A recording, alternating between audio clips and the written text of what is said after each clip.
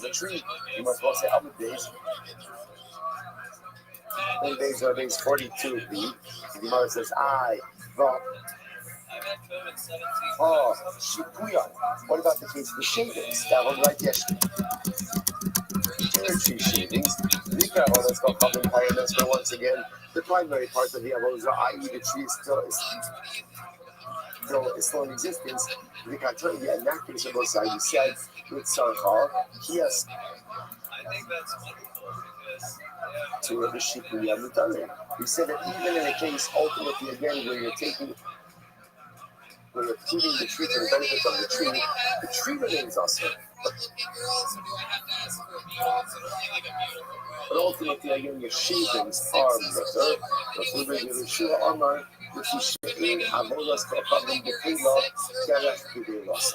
Ultimately, also the simple reason because an avodah zarah, you can't negate an avodah zarah cannot be negated when it is functioning in its normal, natural way. So since there is normal for leaves to fall off trees, that act cannot create a sense of negation or reality of negation, which makes sense. The Gemara says, so up until now, all of these questions have been from Rabbi Yochanan and Reish Lakish. I'm going to both sides. Rabbi Yochanan and Reish Lakish focuses on one simple case. And avodah zarah falls over by itself.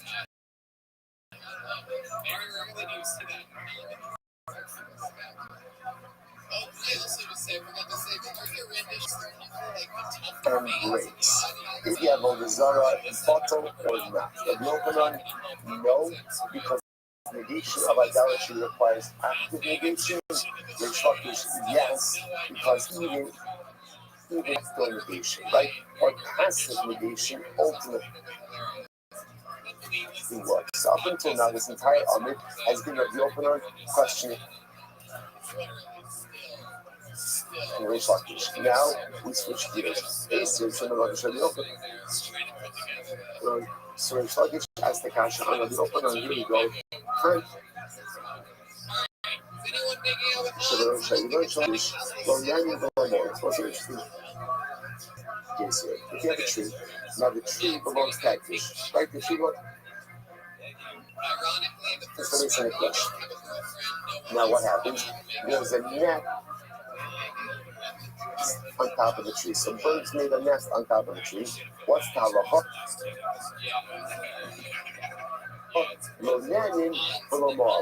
You really should not get benefit from the nest. But if you did so, you have not committed. That was I saw again. Rashi says over here, second Rashi from the top, low landing. That's with Rabbanon. So you can't benefit with Rabbanon. Right, but obviously, again, the nest itself is not considered to be part of the tree, and therefore, if you did get benefit from the nest, ultimately, again, it's not to be fine. So you must let's analyze. The Barosh Shalach. Ashira, what about if the nest is on the top of an Ashira tree? The same case. I have an Ashira tree. On the top of the Ashira tree is a bird's nest. I want to get benefit from the bird. So what should I do? Yakiz Bakana. So what can you do? Knock down the nest. Knock down the nest. Ultimately, again, with a piece of wood, and then you can go ahead and get benefit from the nest like that. So what's that saying? You know, so Yakiz Bakana. I'm sorry. Okay.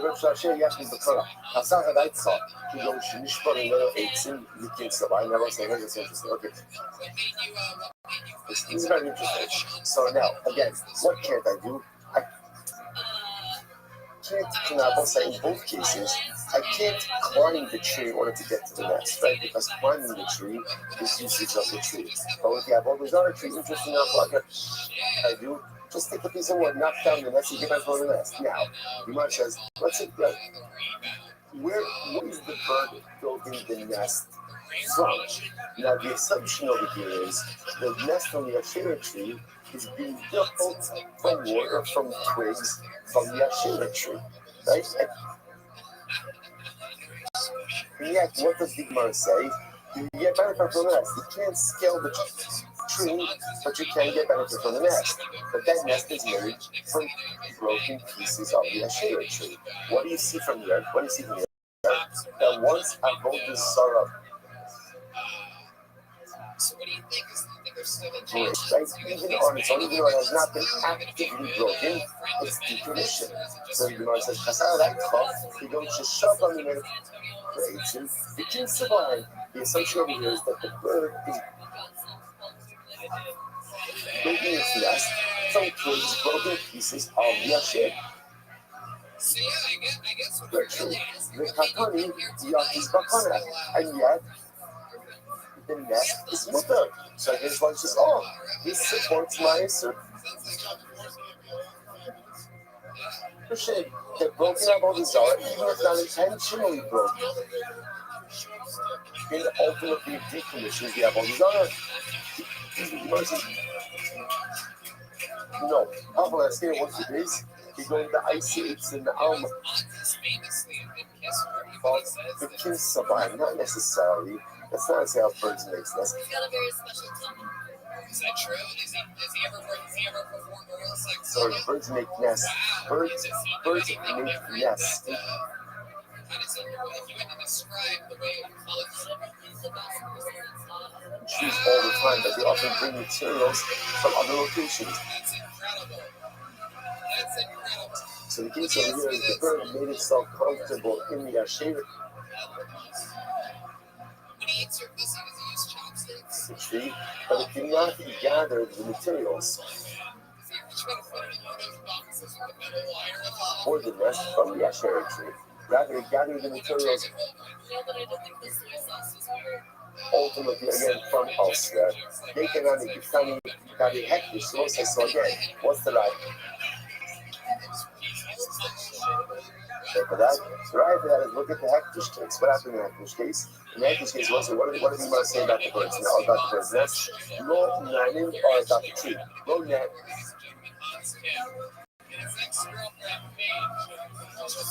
But yes, sorry. No nanim, so again, you should not get benefit from the nest. But if you did, you did not commit milah. You might as well analyze this. On the Mishnah to ICH in the Alma, since we're talking about a case where the bird built the nest ultimately again from materials in the belt, right outside of the hectic tree, and how you kind of got the hectic going on in the law. So then it makes sense. No man in the Rabban. So again, Chazal said, we really don't want you to get benefits from that nest, right? Why not? Because it's attached to a hectic tree, and we can see how accidentally we may come to scale the tree. But it's Midrabanan, and also the Lavor and the Doraisa. But there's no Milah. Why is there no Milah? Why is there no Milah? Because since the materials for the nest came not from the hectic tree, but from the outside, the nest itself is not subject to Milah. And again, I'm going to say halacha.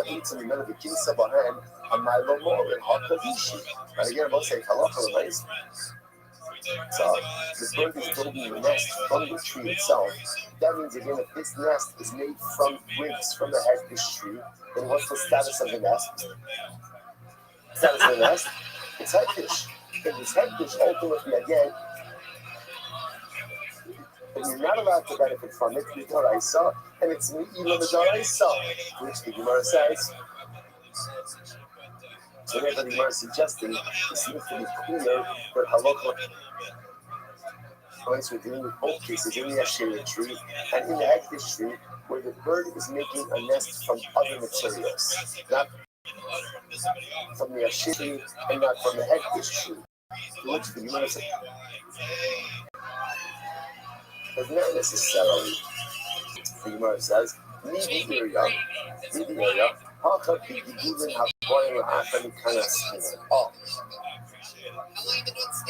So say maybe not. It's actually quite possible that in both of these cases, ultimately,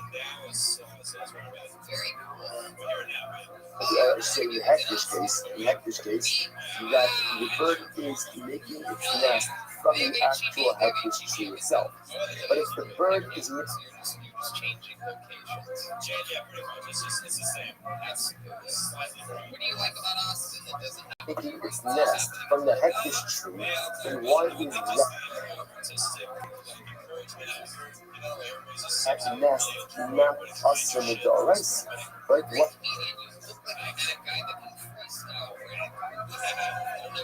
That's right. What's going on over here? To which the Gemara says, listen to this. Gemara says, what's the case over here? How come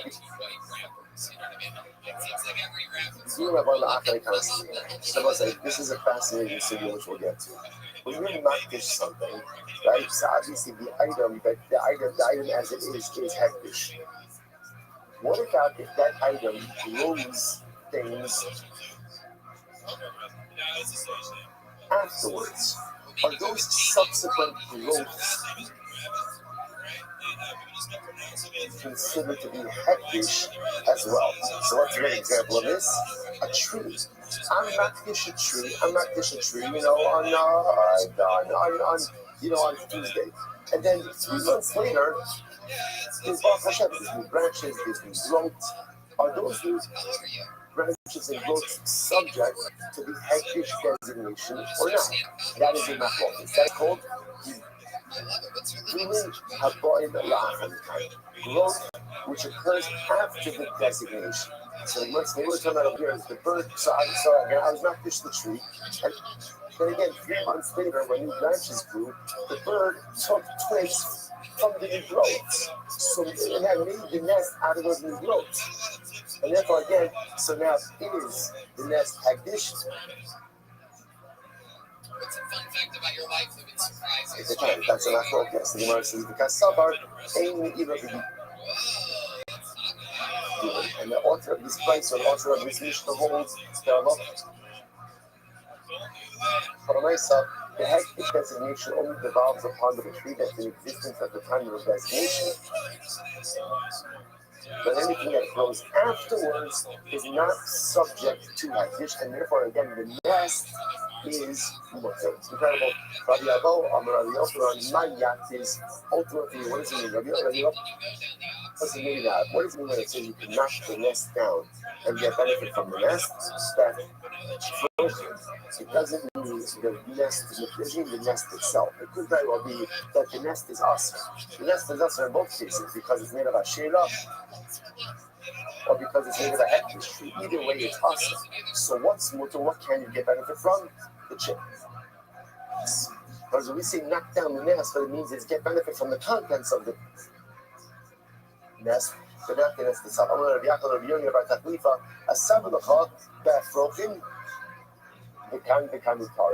you could apply that to both cases, both to the Asherah case as well as to the hektish case.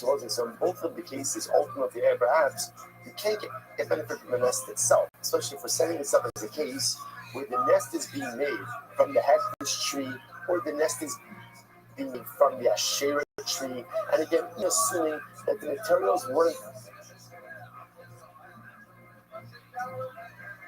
present at the time of the designation, maybe we're going to the opinions that whatever grows from the tree is going to be hektish or avodah zarah. So what's the case? Why am I knocking down the nest? Not for the nest.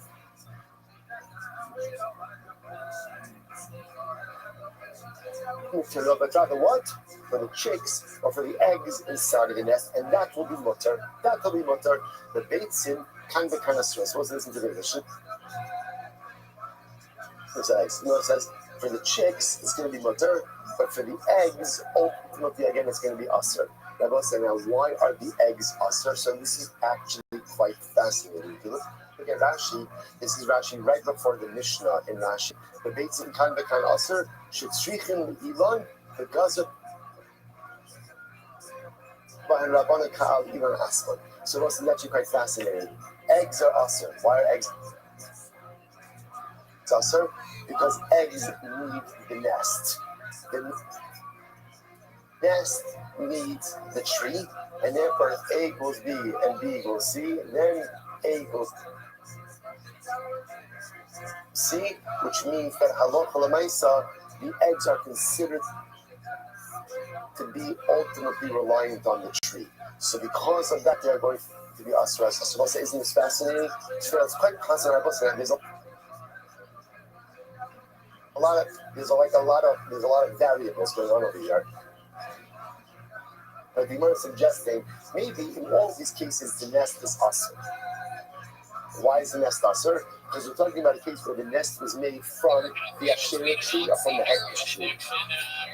So the nest is going to be usher. The nest is going to be usher.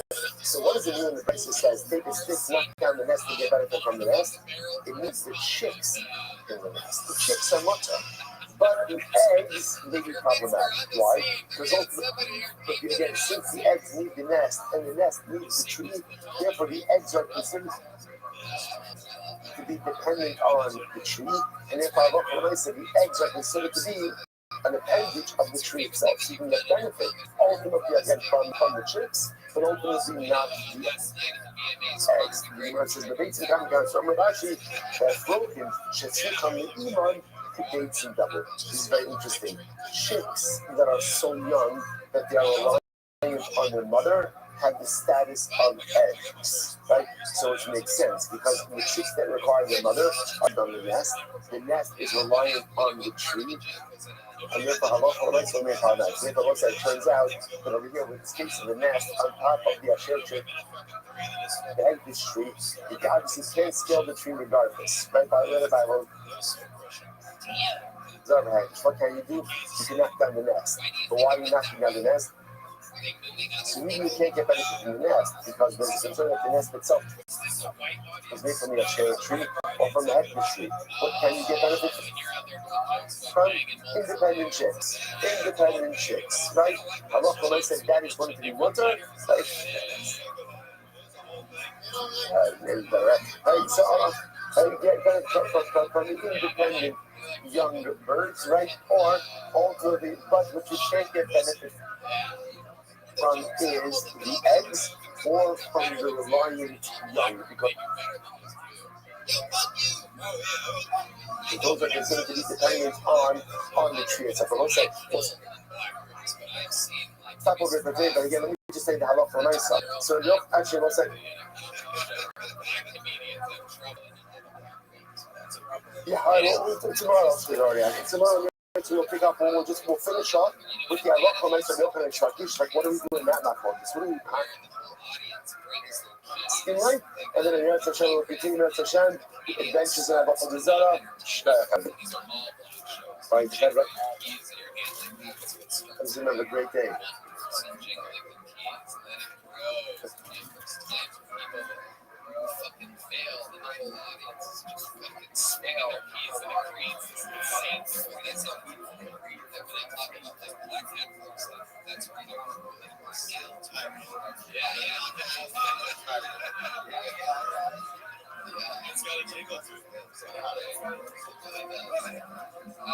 Jamie, I love it, man.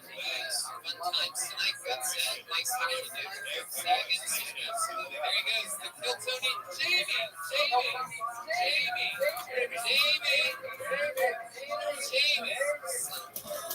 Bitch.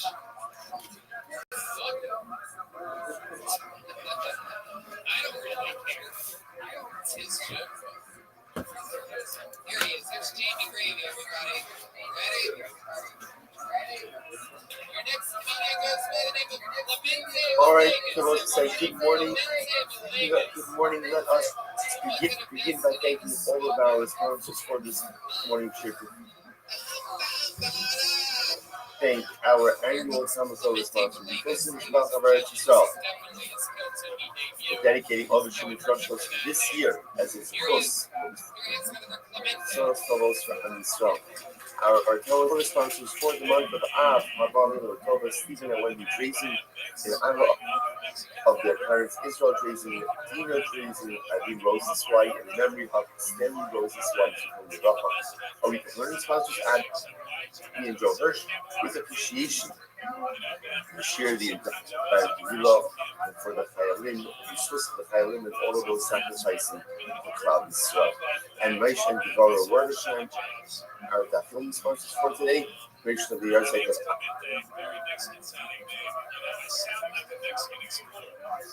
Aye Leib Ben Rost, Local Merzbat, Hamidora, all of the families in the from all of those who were traveling that were called for Holy Israel, which were pushing their fishing with Vomar has to be shot. And the Karov will allow our holy soldiers to be successful. So say with that, let us begin our Hashem. We have a lot to do today. Today's daf is Mem Days. Today's daf is Mem Days, and we are picking up in Rest Hashem on Mem Aleph Days 41b, and we left off the E something most immediate, which is 2, 4, 6, 8, 10, 12, about 15 rows up from the bottom. So remember again, in yesterday's daf we made a fascinating distinction between finding broken pieces of what we call slumming versus finding broken pieces of what we call avodah. What's the difference between those two terms? Slumming are images. Images, maybe they were worshipped, maybe they weren't worshipped. Avodah was definitively worshipped. The Gemara says that if you find pieces of avodah, essentially you still have to, you can't get hand off that. Why not? Because again, there's a suffix. What's the suffix? Did an akum decommission them or not?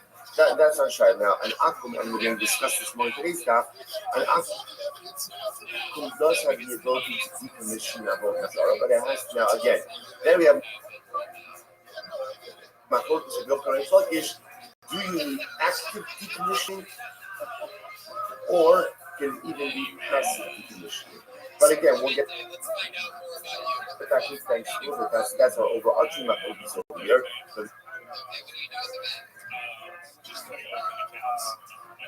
The Yochanan says it has to be active decommissioning, which what he says even passive decommissioning, naftalin would be if the idol falls over by itself and breaks. But for the Yochanan, it's still an idol, according to it. Turkish has lost its idolatrous import. So we'll say, but again, so that's why if you find pieces of so awesome. If you find pieces of slumming of an image, it's going to be mutter. Why is it mutter? Because it's a spec stega. What's the spec stega? Suffix number 1 is maybe it was never worshipped. That's number 1. And number 2, ultimately, again, even if it was worshipped, maybe it was decommissioned. So the idea, when jumping back to Avodah Zarah for just a second, the reason why ultimately, again, by Avodah Zarah, it does not work is because a lot of times we say, in suffix ultimately by that. Ultimately, again, the suffix that maybe is decommissioned. And doesn't go ahead and take it out from the start that it was Avodah Zarah. Now there are questions that principle. Then something was immediate. Is that true?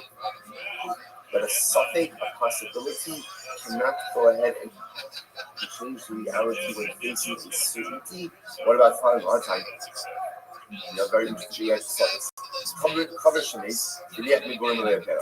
So say cover died. And again, we translate, a special to a member of our shir from South Africa by the name of Ian Mel. So who I was just introduced to through Mel Ram, another member of our shir in Toronto. Hashem, we have a beautiful cover, not just in this case here, but Hashem on the world. So Ian messaged me via Mel. I translated the cover a few days ago as talking. So the truth is, it's not really a fair definition. Rashi's, remember again, 2 days ago, goes ahead and translates cover as a person who is careful with the laws of Tumah and Tara, to the point that he even eats his food in the Tara. Even eats his food in the Tara. So even again, even what we'll call non-sanctified food, he is not to eat.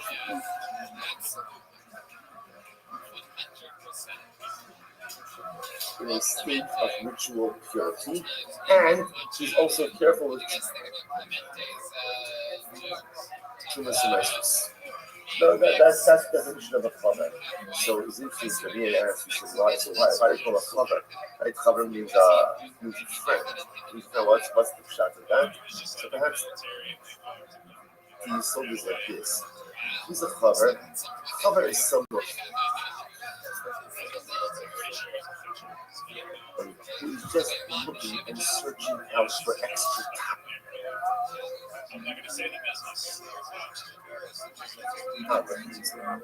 He's looking for extra purity. That's the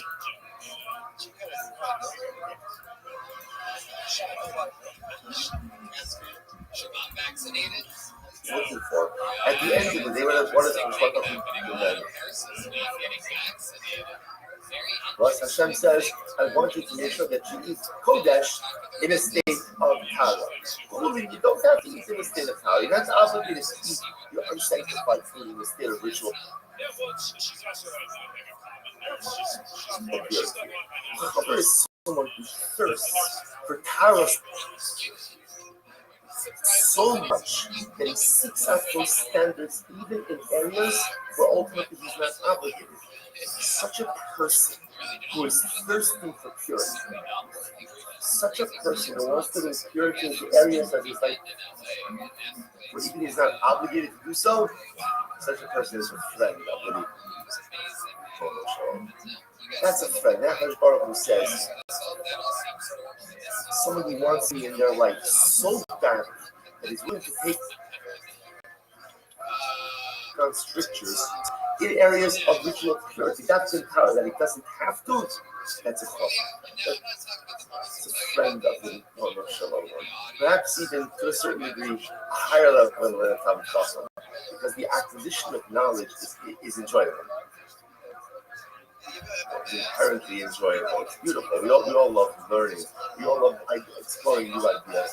And somebody managed puts it on himself additional stringencies because he wants Tara. After Tara,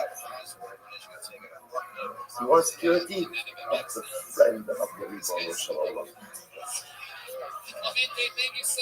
So the Gemara says, Chaver Shenis Yech Megillah Le'Elos. So Chaver dies, interesting case, Chaver dies, and after he dies, they discover he has a basket of fruit. What's the issue? What's the issue? The issue is we don't know whether or not they've been tied. So the Gemara says, even if Mamish just harvested them that day, Harim the Cheskas need to cut. Is the Chazaka? Ultimately, again, that they are properly tied. The Gemara says, I have 1 second.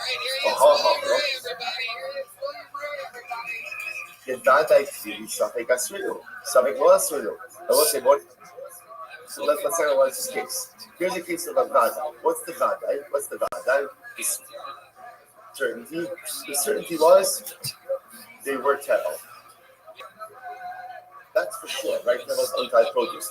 So why is that a Vadai? Here's everything starts out as untied produce. So you have a Vadai that it was untied. Safek maybe the Chaver. Or did tie it, maybe he didn't tie it. And what do you see from there? And what do you see from there? But ultimately, again, a Safek possible that he tied it goes ahead and overrides the Vadai that it certainly was Teva. So you see Safek was to which the Gemara says no. Hasam Vadai. It's not that. No, it's not true. That's not something about that. That's a Vadai case. What's the case? The Vadai Asrudu.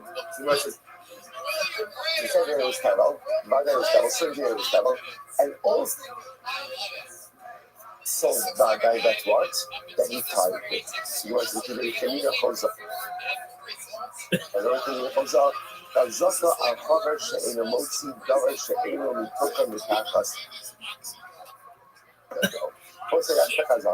So again, interestingly enough, it's fascinating with the Chaver. Looks like again, can you imagine moving yourself to the level where there's no suffix that you've done the right thing? You have to understand, so what does that mean to get to that level where the halacha looks at me and the halacha says, this guy certainly did the right thing. A chaver does not leave untied produce in his possession. From the moment it comes in his possession, it's tied. And therefore, there's no suffix in Vadai, there's only Vadai and Vadai. Incredible. Another possibility is, it says suffix to suffix group. Interestingly enough, really it's a suffix and a suffix house, so what does that mean? It's possible that the chaver conducted himself like Ramoshia. What's the Ramoshia? The Amar, Ma'adin Adam Atu also. The Machnis of the Motes Shalom, Kadesh Shate Behem, the Okala Shuktrona Maisa. I suppose that is an interesting case. There is, technically speaking, a nicer loophole, a tithing loophole. What's the tithing loophole? Without getting into all technicalities now, in order for produce to be subject to tithing obligations, there has to be what's called Riyas Knei Abayis. Right? It has to come into the home, through a normative entrance. Technically speaking, if you look at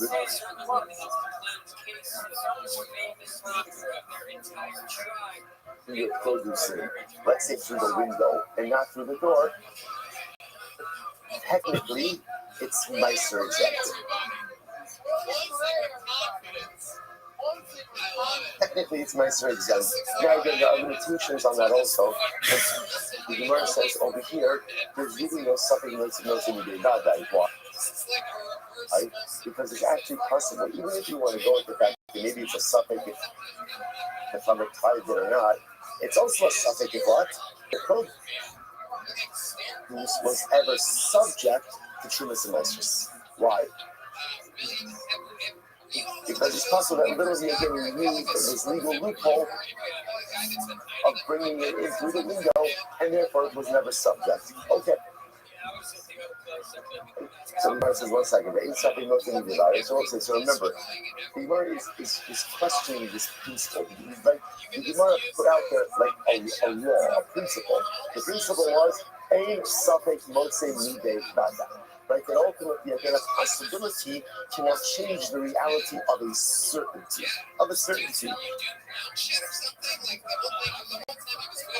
Really, is that true? So you already said, but I'm not using that. Mike said the shit hustle shall not tap of them. Space. Mike said the shit hustle shall not take after the remote. Very interesting case already. There was once a story of a maidservant. So let's say now, again, we're going to, this is a Jewish woman. A Jewish woman who worked for a matzik. What's a matzik? Rashi says over here, Gabra Alama B'Yisrael. A very powerful guy. Very powerful guy. She worked for a matzik in the city of Rimon. Okay, what happened? She had feeling able about it. She had a miscarriage. And I will say, interestingly enough, it was common that when a woman had a miscarriage, you have to bury a navel. But interesting, the halacha is, this is also evolved a little bit. They would put a navel in a pit, in other words, in a nondescript way. In general, so the halacha is, you have to bury a navel, you have to bury a miscarried baby, but we Dafka do not bury it in a marked grave. You do not do it. If you bury it in the ground, we do not bury it in a marked grave for a variety of reasons. Also, just from a mental health perspective, it is unhealthy. That Chazal is unhealthy for parents to develop an ongoing attachment to a life that never was. Obviously, again, there's trauma, there's loss, there's grief, but Chazal wanted it to be contained. He did not want it to be an ongoing life loss. So what happened? So she miscarried, and she put the miscarriage in a pit. He brought coin to pit it.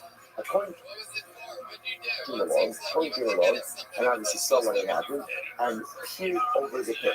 Now, why did the Kohen peer over the pit? Later, in Zachar in the Kiva, so he was there at the pastor for her. They're really going to say when a woman gives birth, and even after a miscarriage, depending on when the miscarriage occurred, there could be tumas lega. There could be ritual impurity associated with birth. Now, the duration of tumas lega depends on what? Boy or girl. So the Kohen peers over the pit in order to see was the nipple like this was developed enough to see whether or not it was a boy or a girl. The book, what's the problem here? The problem is, by peering over the pit, what did the Kohen essentially do? Tumas ohel. Tumas ohel. Remember again, Tumas ohel goes like, it can be contracted in two ways. You could be under a roof together with a mace, or you could be the roof over the mace. So technically speaking, if there's a corpse,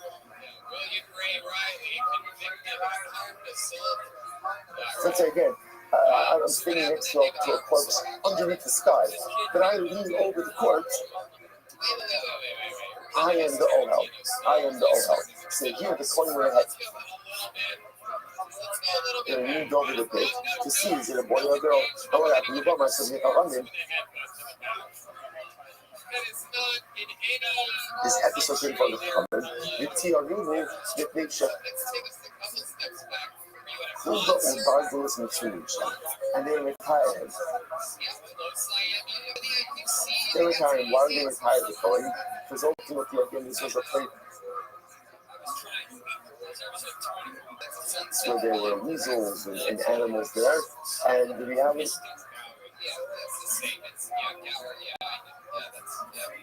they probably took the miscarriage. They probably took it and dragged it away somewhere.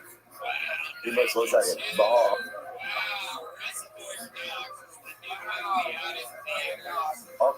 The Vada and human makeup, Suffolk Garu, Suffolk Garu, because it's something the most in the Vada. So look at this case here. Here's the case of Vada. What's the Vada? The ship on the woman had a miscarriage and she placed the baby in the bed. What's the Suffolk? Maybe the animal took it, maybe the animal didn't take it. And yet, what do we see from here? The Gemara says, and yet we see that the Suffolk trumps the Vadai. Right? The Suffolk changes the reality even in the face of the Vadai to the point that again, they ask him, the Kohen is not Tameh. The Kohen is not Tameh. So you see from here that Suffolk can go ahead and can trump a Vadai. To which the Gemara says, no. Most people get to Yifil Labar, Nefal Labar, Elaima, Yifil Kimin, and Nefal Labar. The Gemara says, no.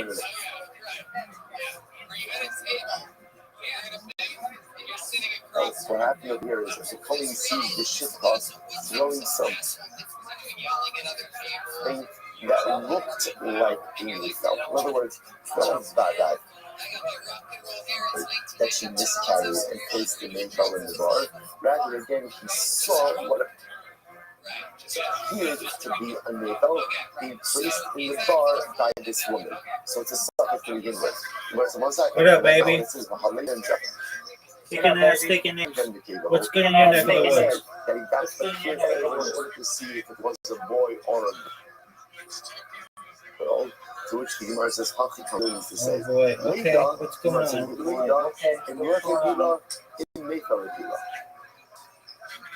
So first of all, he was looking into the pit to see what did she miscarry.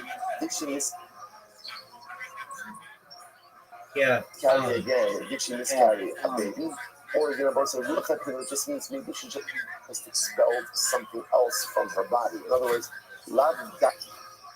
okay, so I heard you talk about Mashiach. Then what? That she expelled a miscarriage. Maybe it was just something else. It was some other discharge. See, first of all, looking over the butt, see was it an Nefal or not? Then did someone an Nefal? If it was an Nefal, then did that. Yeah, it still hasn't been done publicly. And it can't even really be necessarily done until we know the exact location of the Beit HaMikdash, the third temple. It has to be done facing the front door of the third temple. And since that doesn't even exist, then it's really not something that is practical. I mean, if you had like the blueprint, okay, then you could do it. But the area in the of the Mount of Olives would have to be basically what's the word for which I'm looking? Purify and then also ensure that it's done in the right location, meaning orientation. There would be like a big pyre full of like different types of wood, including like cedar wood. I mean, that all would be on video. You couldn't just do this like secretly. And then on top of that, then from there you have Cohens who would be splashing water on people. Like that would be a public event. People would know about it.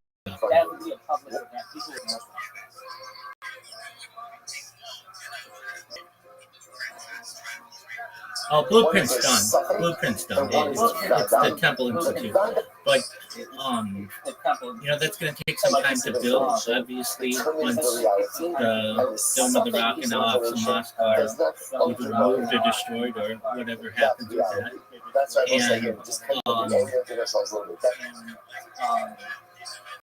so how did we get into this? I find a piece of broken avodah zarah. Right, so I find a piece of, let's say, an idol or an image that I know was definitely worshipped as idolatry. Yeah, this is an excellent question. So the prophecy can be very vague, and we believe that prophecy essentially ceased at the end of the second period.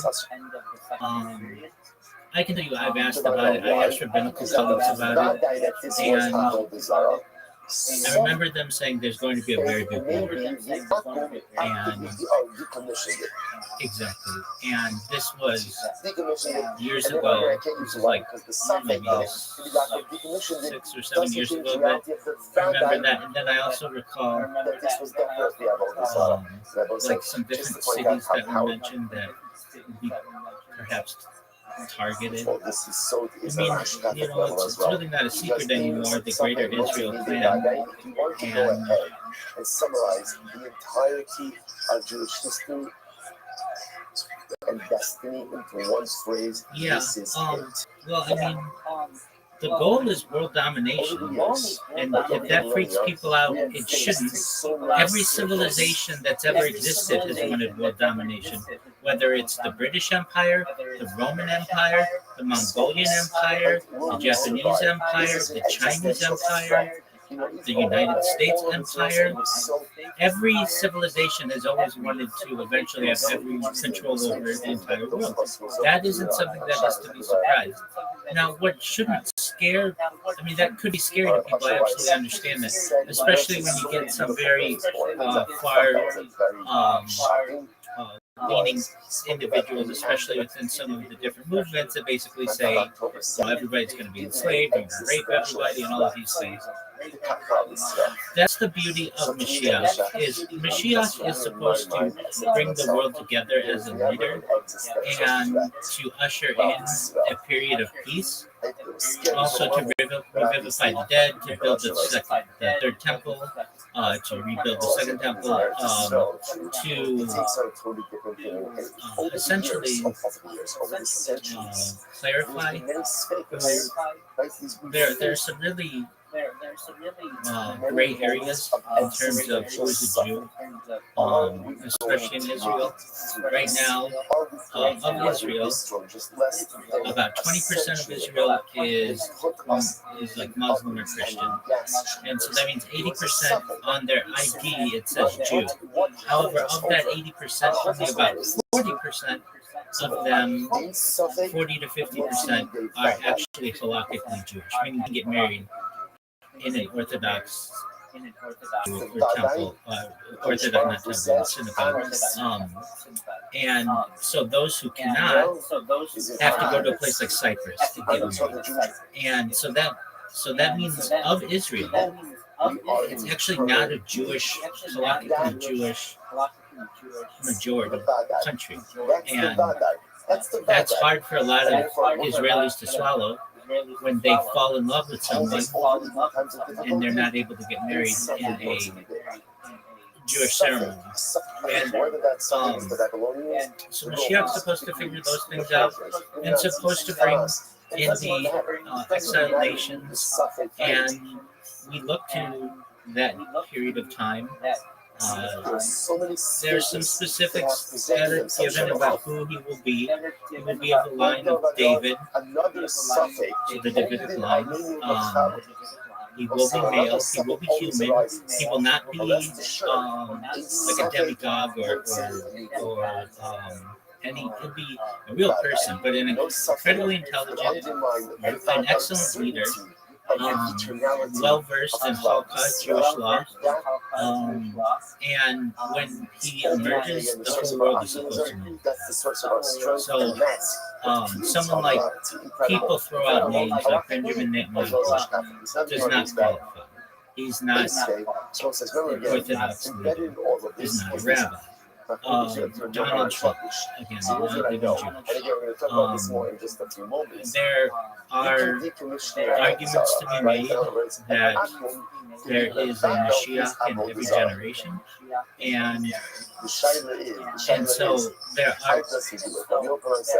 are some people who will say that like Rebbe Mendel Schneerson, Rebbe who died in 1994, that he was a Mashiach for his era. Some people have said the same about going back to antiquity, to Bar Kokhba, but really it's pretty simple, so to speak, who Mashiach will be. The whole world, because I've asked this question, the whole world will recognize him when he emerges. He will be of the Davidic line, be a great Torah leader, he will be the person to rebuild or re-rebuild the Beit HaMikdash. So the person who leads that will be that individual. Will be someone who helps to build peace amongst the nations, will be a huge advocate for peace, and that person has not emerged yet. This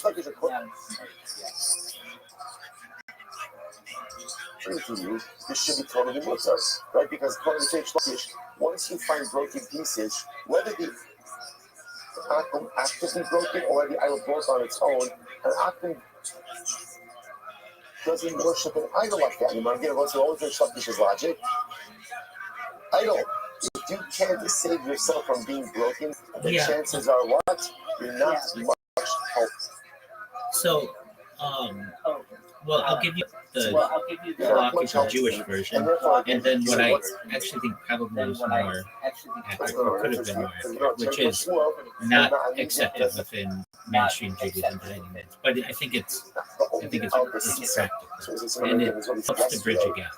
Okay, so a major issue occurs with his lineage when his mother says that she's impregnated by God, when that causes all kinds of issues within Judaism, because we need to know who the father is. It tells us what tribe he's from, and also if this is a prohibited relationship, then there are issues that occur, and they can be brought before Beis Din, a judicial court, or then the Sanhedrin. Basically, we need to be able to trace this person's lineage, and that's not able to be done when she says that she was basically impregnated by God. So that causes a lot of issues. A lot of other issues, and I can say that, like, for instance, the stories that are given, the Nazarene flipping tables in the temple due to essentially taxation that caused issues, certainly issues with interaction with the dead, or perhaps also just preaching that they are something aside from being fully human. Now, you've got to understand, and I think you do, that the Nazarene never wrote anything down, nor did anyone who ever met him. These were only people later on, like he died. I think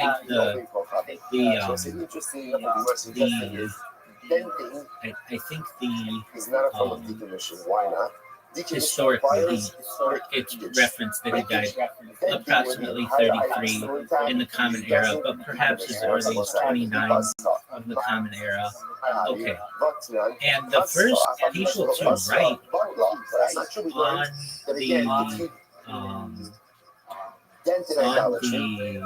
on his life were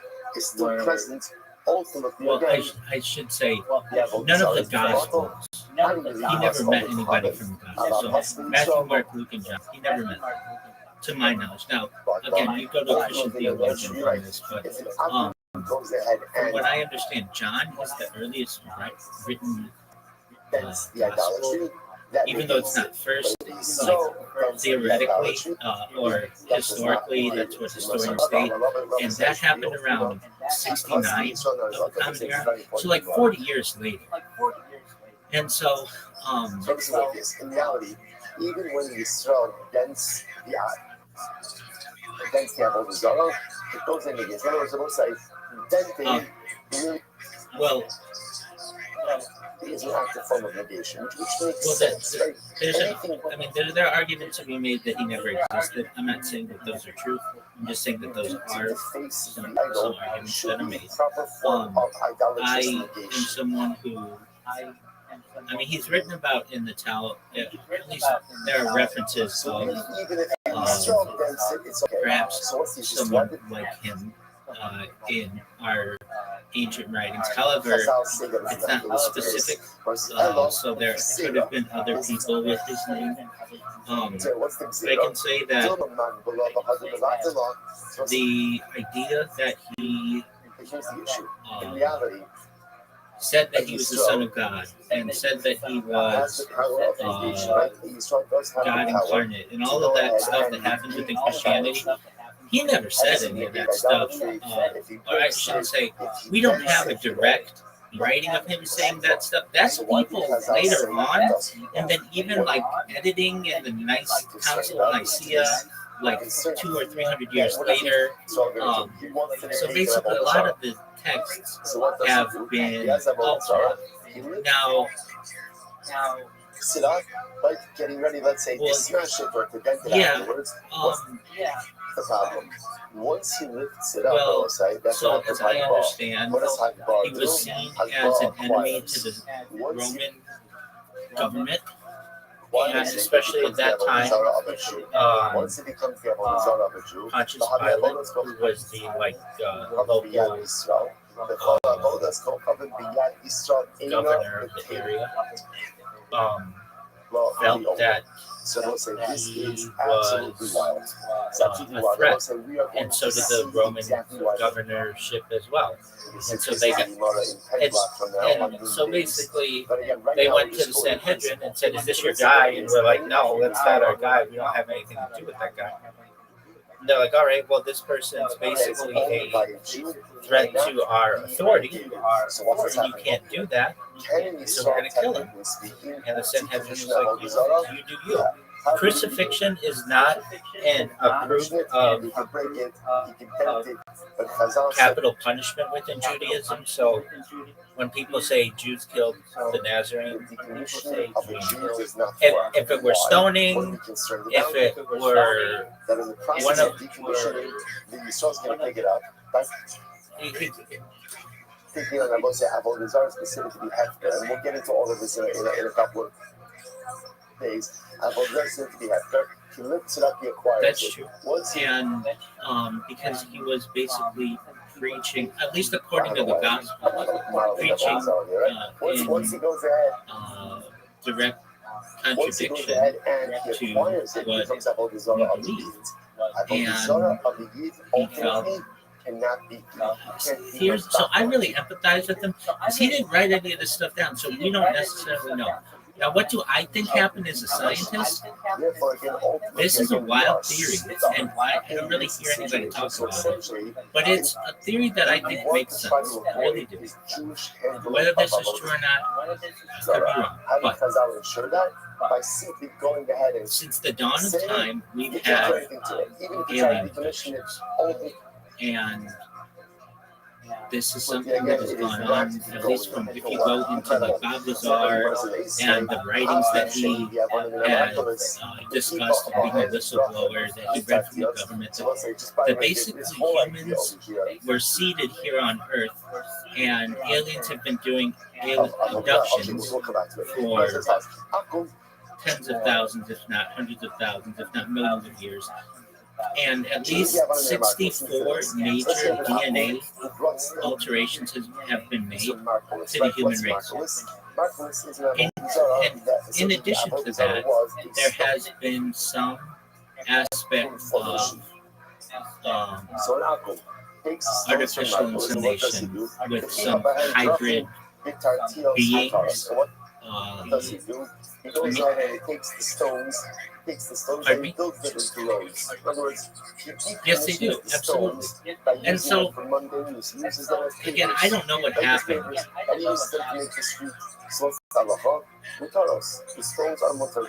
Why the stones mutter? Because again, halacha himself, he's actively decommissioning them through using them for a mundane use. No, it's more like an all-powerful, omnipresent being, but not like an individual in any way. The closest thing that we would get is like an angel. Angel simply in Hebrew means messenger. And so if anything, perhaps there might be arguments to be made that messengers from above. But within the Tanakh, Torah, the prophets or other writings don't address any type of distinct extraterrestrial beings. However, that doesn't mean that this scientifically wasn't happening. It hasn't happened since the dawn of time. And if you had a woman, I think Mary, whose name means bitterness in Hebrew, basically, if she one day just said that she was impregnated, how are you as an ancient people going to interpret that? And we know that this happens. Like, there are alien abductees who say, I was impregnated, I don't know how, or that they took my baby, and then I later on was re-abducted and I saw this child in some kind of like test tube or something, or whatever. But we know that this happens. It's very difficult to prove, but if it happened to a 13-year-old girl in the ancient Levant, what would we do as a people? We would say that person's bonkers. Like, we'd be like, look, that's just not something that happens. That's really difficult to prove, etc., etc. And the only thing that she might be able to say is that I was impregnated by something I can't explain, and that might eventually be twisted into being God. And really, how else would you describe it? If ultimately the outcome is doing it for himself, right? He's taking shavings off the Avodah because he wants to, I don't know, make a bonfire. They're extra intelligent beings. God is a different situation, but I understand what you're saying. In both the shavings, oh, exactly, 100%. And so, because the action of taking shavings off the and after the birth story and the manger and everything, there's not a lot on Mary. I mean, I'm not an expert in the Gospels, but basically, she kind of takes a step back, and I think it's maybe there at Calvary. Basically, yeah, but like there's not like stories that are, at least in the Gospels, that are like of the tree itself. So it's the Nazarene's first steps, the Nazarene's first baseball game. There's nothing like that. And understandable that that ancient texts are not necessarily history books either. But so if you want to ask me what happened, I don't think that you can rule that. And if that took place, then basically both sides, or even all three sides, the Romans, the Jews, and whatever would become the Christians, all have a legitimate argument. The Romans have a legitimate argument that, hey, this guy was basically unifying people to start either some type of revolution or uprising. We just conquered the land and we're getting rid of all leaders who are doing anything like this. And he's been rejected by his tribe. So basically he's an outcast. The Jews would say, look, we can't prove this person's legitimacy, and also we can't prove their lineage. So we don't know who this person is, and they are essentially making arguments. If you take gospels to be, for lack of the term gospel, he's rejecting the teachings of really our sages, and calling himself a rabbi or being led around like a rabbi. And perhaps he studied in the house of Hillel, but we don't know for sure. But basically, he's taking our teachings and manipulating them and rejecting them, basically, and this has become a threat. Or you have what his disciples would eventually learn, which would be, hey, he had some kind of vision or had some kind of special birth that occurred that makes and really has a unique take on how to live your life. And we don't necessarily need the law anymore that he's taking the place for it, and he's prophesizing perhaps that he's going to die and all these other things. Why can't all three be true? I don't see that they necessarily couldn't be. Now, do I think he was God? No, I don't. That's just not something that.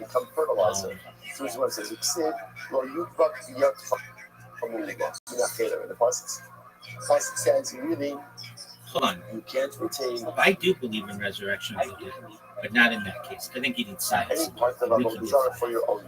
his terms. Okay, so you're telling me that he died on Good Friday and rose on a Sunday, and he's God? So there was no God in the universe for 3 days? Wait. If you want to get down into that, then there's a Trinity. And the whole thing that 3 and 1, he's all. Because even if it does act as a fertilizer, it's not a no, this gets into how can something be 3 things and 1 thing at the same time? But what I'm saying is this, and this is the simplest answer to the rejection of the Nazarene that I've ever heard as a Jew. The Nazarene died, right? Yeah. You can't kill God. First acquired it, and once it's acquired by a Jew, it cannot be. It says he was crucified, died, and was buried. And on the 3rd day, he rose again. No, it said died. It didn't say went dormant. It didn't say was playing hide and go seek. It said crucified, died, and was buried. Well, so the argument is that you killed him. All right. That's just not something that's considered to be idolatrous. So watch this. You go ahead and you find the image of a dragon, but the head is cut off. That is cut off. Well, and then you get into like the different Christianity beliefs. Some of them, the Roman Catholics believe that he was 100% God and 100% the Son and 100% Holy Spirit all at the same time. Okay, so wait, but that's not an argument that I get into because I'm not Christian, and that's between Christians and Protestants, and I live in New York. But what I'm saying is there's not a unified front on this. Within Judaism there is, and you can't kill God. And so this guy Right. was just a Yeah, guy. they have all Now, those who he companies was, stubborn we don't and know. Okay, fine. Unfortunately, any different but- than it was just something. So it should be any different than a case. Ultimately, again, of a Vodazar that broke He what? on its own. Yeah, he's going to be a human and he will die. Well, so he's going to usher in, not necessarily die, he's going to usher in a new age where we may be able to escape death. And the big thing is he's supposed to resurrect the dead. And so what does that mean? So there's a, we believe, at least traditional orthodoxy, that there's a bone in the body. It's called the loose bone. It's basically your tailbone. It's like the hardest bone in your body. It's the last thing to basically decompose. And it's one of the big reasons why we avoid at all costs cremation within Judaism, because we feel Mashiach's going to come back and use that bone to revivify all of the dead. And how do we think that's going to happen? I mean, that's for Mashiach to figure out. But scientifically, we can do this. Basically, if we get that person's DNA, we can clone them, and then there may be ways to perhaps either reinsert their previous memories or so during the summer, with anything, perhaps time travel is a possibility. I'm not saying with Mashiach so much, but in the future you never know. That's literally in the summertime, however. In the winter, the rain No, 100% human. He's just going to be a really great leader. And so basically, there's no problem planting. Yeah, basically just extremely intelligent and would be able to utilize things like life extension technology and mind uploading techniques. Well, no, we still die in that age. What we're talking about is being able to escape death. And nobody currently can do that. That we know. And so, growing vegetation. I don't say watch forming needs to be a problem. After all, that's correct. Let's go. Once again, forming leaves should be no different than what? Yeah, no, I agree with you.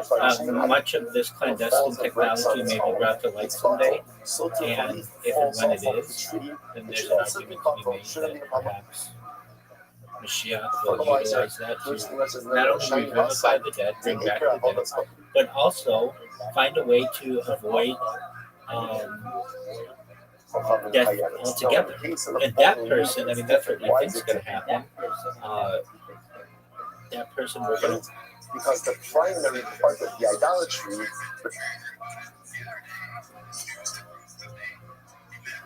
remains intact. The leaf may fall off, but the tree is fully intact. Right. That kind of endows the fallen leaf with that Vodazar identity, even after it's no longer on the tree. You might as well say, I'm the base 42B. The Gemara says, Shipuya.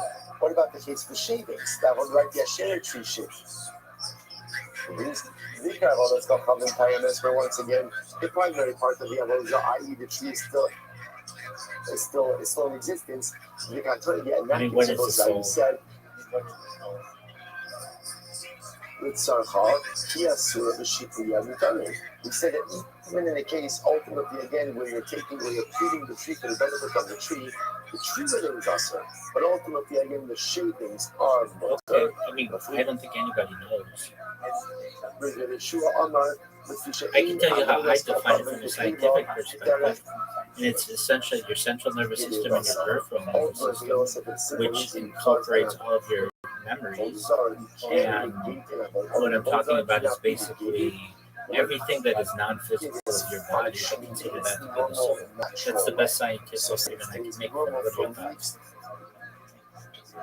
Fall off trees, that act cannot create a sense of negation or reality of negation, which makes sense. The Gemara says, Ace, they have seen the light showing up on this one. So up until now, all of these questions have been from Rabbi Yochanan to Reish Lakish. So we're going to both sides. Rabbi Yochanan Reish Lakish focuses on one simple case. an avodah zarah falls over by itself and breaks, is the avodah zarah bottle or not? Rabbi Yochanan, no. Let's look into this. Just Because negation of idolatry requires active negation. Reish Lakish, yes, because even de facto negation, right, or passive negation ultimately works. Eon Systems has achieved a So up breakthrough until now, this by entire creating the argument first fully has been embodied an program overall emulation questioning Reish Lakish. Now, we where a switch digital gears. model of the Face device it, brain Rabbi comprising of Yochanan, 125,000 so Reish Lakish neurons asked and the 50 kasha on million Rabbi Yochanan, synaptic here we go. connections was connected to a physics simulated body and began exhibiting natural behaviors like walking and feeding without training and reinforcement. This milestone, based on the flywire connectomy, marks the first multi-behavior brain cycle that demonstrated that a biological brain's wiring can drive autonomous features, can drive autonomous behavior really should in a not get digital benefit body. from the nest. But if you Not did only so, achieved if you did 91% so, behavioral you accuracy have and not is built using a simple integrate that was like so again. integrate and 5 neuron Rashi says over here, running second in Rashi, second the Rashi, Joe top Bell low landing, physics engine. just with Rabban. Okay, so I get this. Now, what are you saying about this being a soul? Right, but obviously, again, the nest itself is not considered to be part of the tree, and therefore, Just GB, just one moment. Apologies. again, it's not really Just one moment. fine. So the Gemara, let's analyze. I'll be there in just a second. What about if the nest is on the top of an ashir? Tree. The same case. I have an Asherah tree. On the top of the Asherah tree is a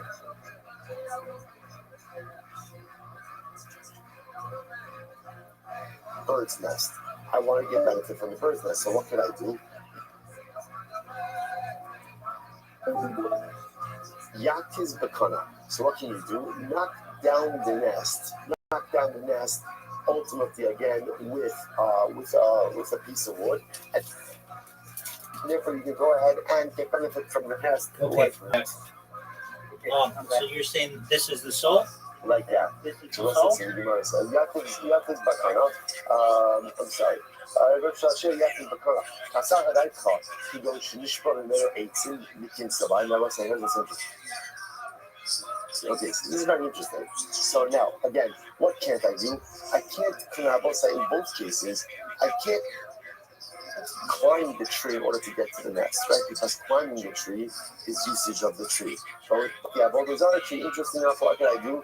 Just take a piece of wood, knock down the nest, and get back on the nest. No, it's 90%. What's it go? What is the bird building the nest?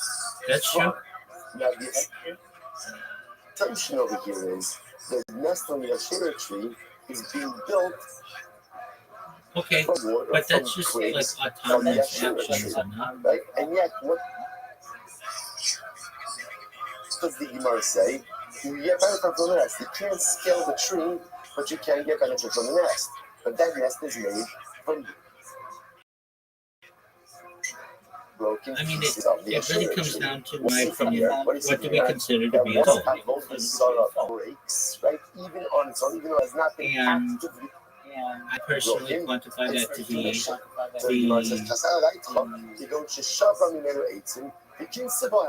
peripheral and central nervous system of an individual. All of the electric, all of the electric this supports impulses, the memories, the personality, the things that give somebody a personality. I quantify that as the soul. If you want to say it's something else, it's like a ghost or something, okay, I just don't have any evidence of that. But what not necessarily. That's not necessarily how birds make nests. Birds make nests. Birds make nests. I agree, and that's why I'm saying that's what I consider to be the soul. But they also bring materials from other locations. So because the bird made itself comfortable in the Asherah tree, but it did not gather the materials. If we had, let's say, we had a little old lady. We were able to map her brain and upload her central nervous system and peripheral nervous system into a computer. And then we were able to clone her and artificially age her to be the exact same age, and then transferred her memory and her central nervous system and her peripheral nervous system into little old lady B. I think that we would say that was a transfer of her soul, would we not? You did not commit Mila. You might as well analyze.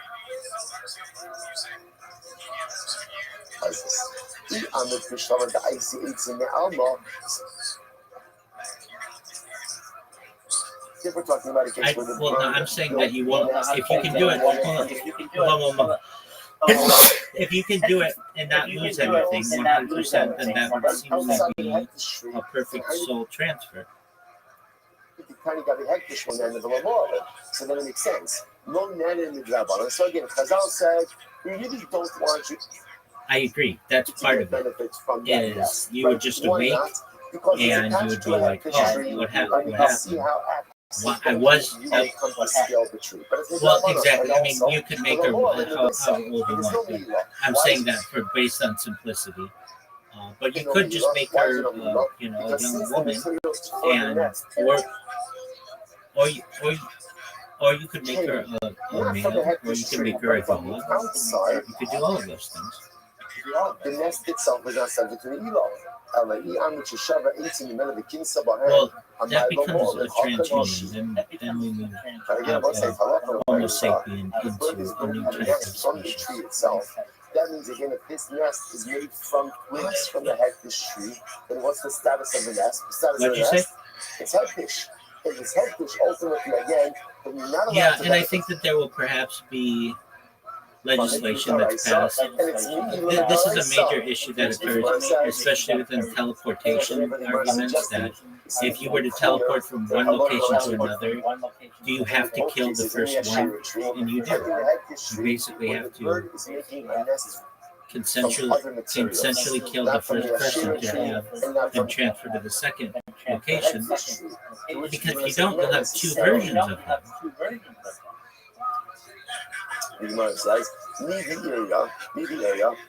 No, so long as it's done with perfect accuracy, then it's fine. It's actually quite possible that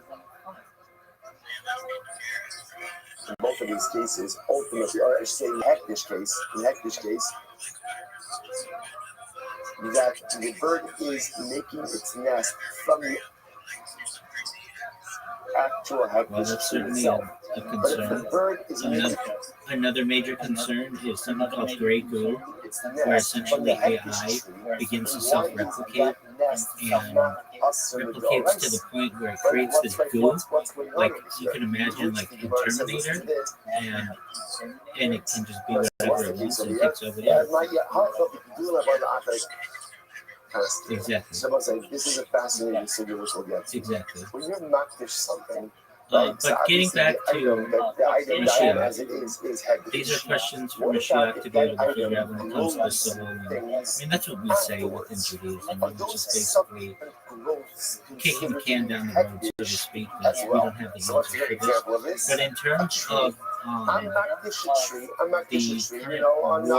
that's going on, and then 3 months this later, is something that there's Gog and Magog and basically the end times that have been prophesized in a lot of different belief traditions.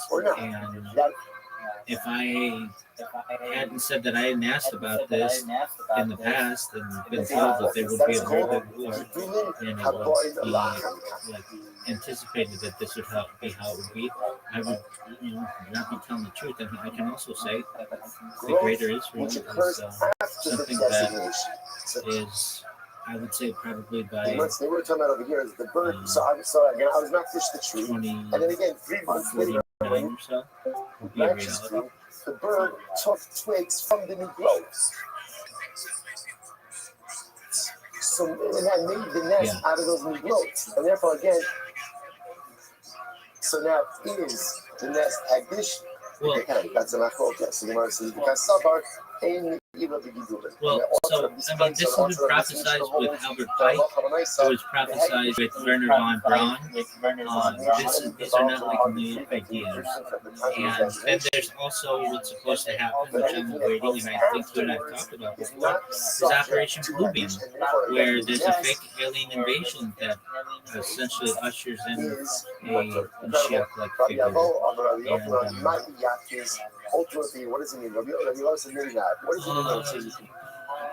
Enlighten me, I know the name. Not the nest down and get benefit from the nest. That floats it.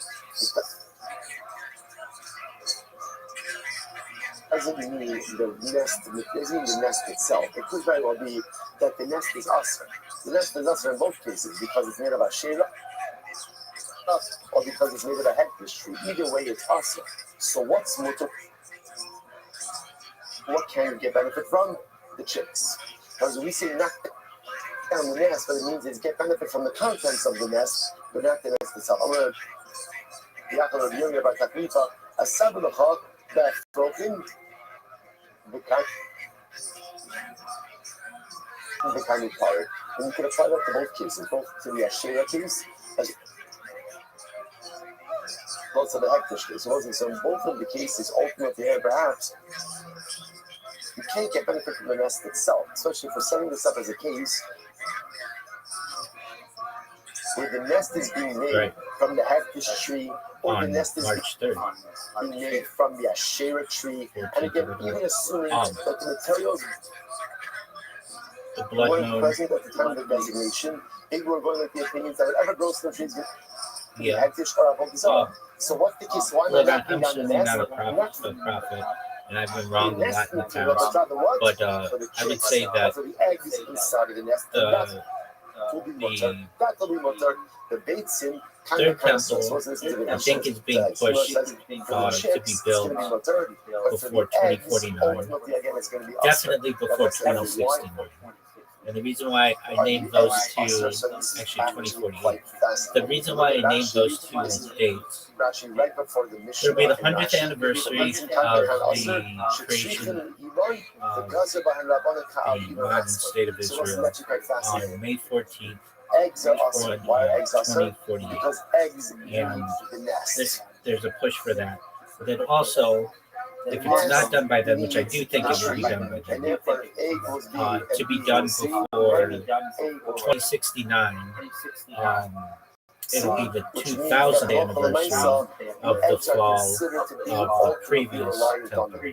And some people equate it to 70. We within Judaism say 69. But basically, in and around those times. And so if you're looking for prophecies, those are probably two pretty good predictions. And go ahead. A lot of variables going on over here. But we were suggesting, as for Operation Bluebeam, or Project Bluebeam, I should say, I think that's going to happen. I think that perhaps the voice of God weapons may be used that force people to, nest is going to be awesome. Nest is going to be awesome. So what does it mean when the Bryce says, take a stick, knock down the nest to get benefit from the nest? It means the chicks in the nest. Although I don't know for sure. I mean, we just see what Israel has, and even what the United States has, where they're tracking people with their dental implants, and they're like, Israel had this one. There's like a documentary about this. They had this one poison that they just had to spray in your somebody's ear, and it poisoned them. And then, oh, okay, there you go. And then they had the antidote on it. And I mean, you look at these beepers, like there's, and that's just what Israel's using. That doesn't mean that the CIA doesn't have all kinds of interesting shit like that as well. They're just not using it because of whatever reason, and go along with MI5 or MI6. There's a lot of really interesting shit out there, and especially in terms of voice of God weapons, we haven't even. I mean, like we saw Savannah syndrome to some extent, like maybe like 5 years or so, or whatever. And But if you wanted my prediction, again, I've been wrong, and I've talked to you about predictions. I've been wrong, and I've had to fess up to them. Not fess up to them. I'm just telling the truth. This is what I would predict would happen, and it doesn't always come true. But at least for the rebuilding of the Beit HaMikdash, the second rebuilding the second temple, the third temple, you're looking at a timeline of 30 years or less, and 50 years at the most. 50 years or so at the most. And that means it's going to be in your lifetime. And then what happens? That's an excellent question that we all ask ourselves, especially within Orthodox Judaism. The world doesn't end. It's just ushers in a new epic. So basically, like, we think the world could like refresh itself basically every 6,000 years, and our calendar within Orthodox Judaism, like right now, it's 5,786. But basically, we're coming up on that 6,000th date, and then from there are arguments to be made that we will escape death, that we will be able to revivify the dead, that we will live in a world of peace and harmony, but not overnight. And also, there are some things that Mashiach's not supposed to do, which is like create a new Torah. That's not supposed to happen. He's supposed to be extremely stringent on the previous Torah, and some other things like revivification of the dead, reuniting of the nations, the 12 tribes, restarting the sacrifices, and what? Just one moment. I'll answer the question. Just one moment. I have to adjust here my devices.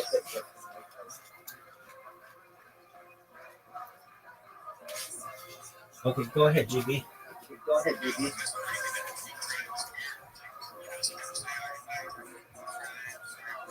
Yeah, your guess is as good as mine. They've been spread to the air like dust to the wind. But if I had to, there are some interesting arguments to be made that there's a Japanese contingent. Certainly, there's a Chinese contingent.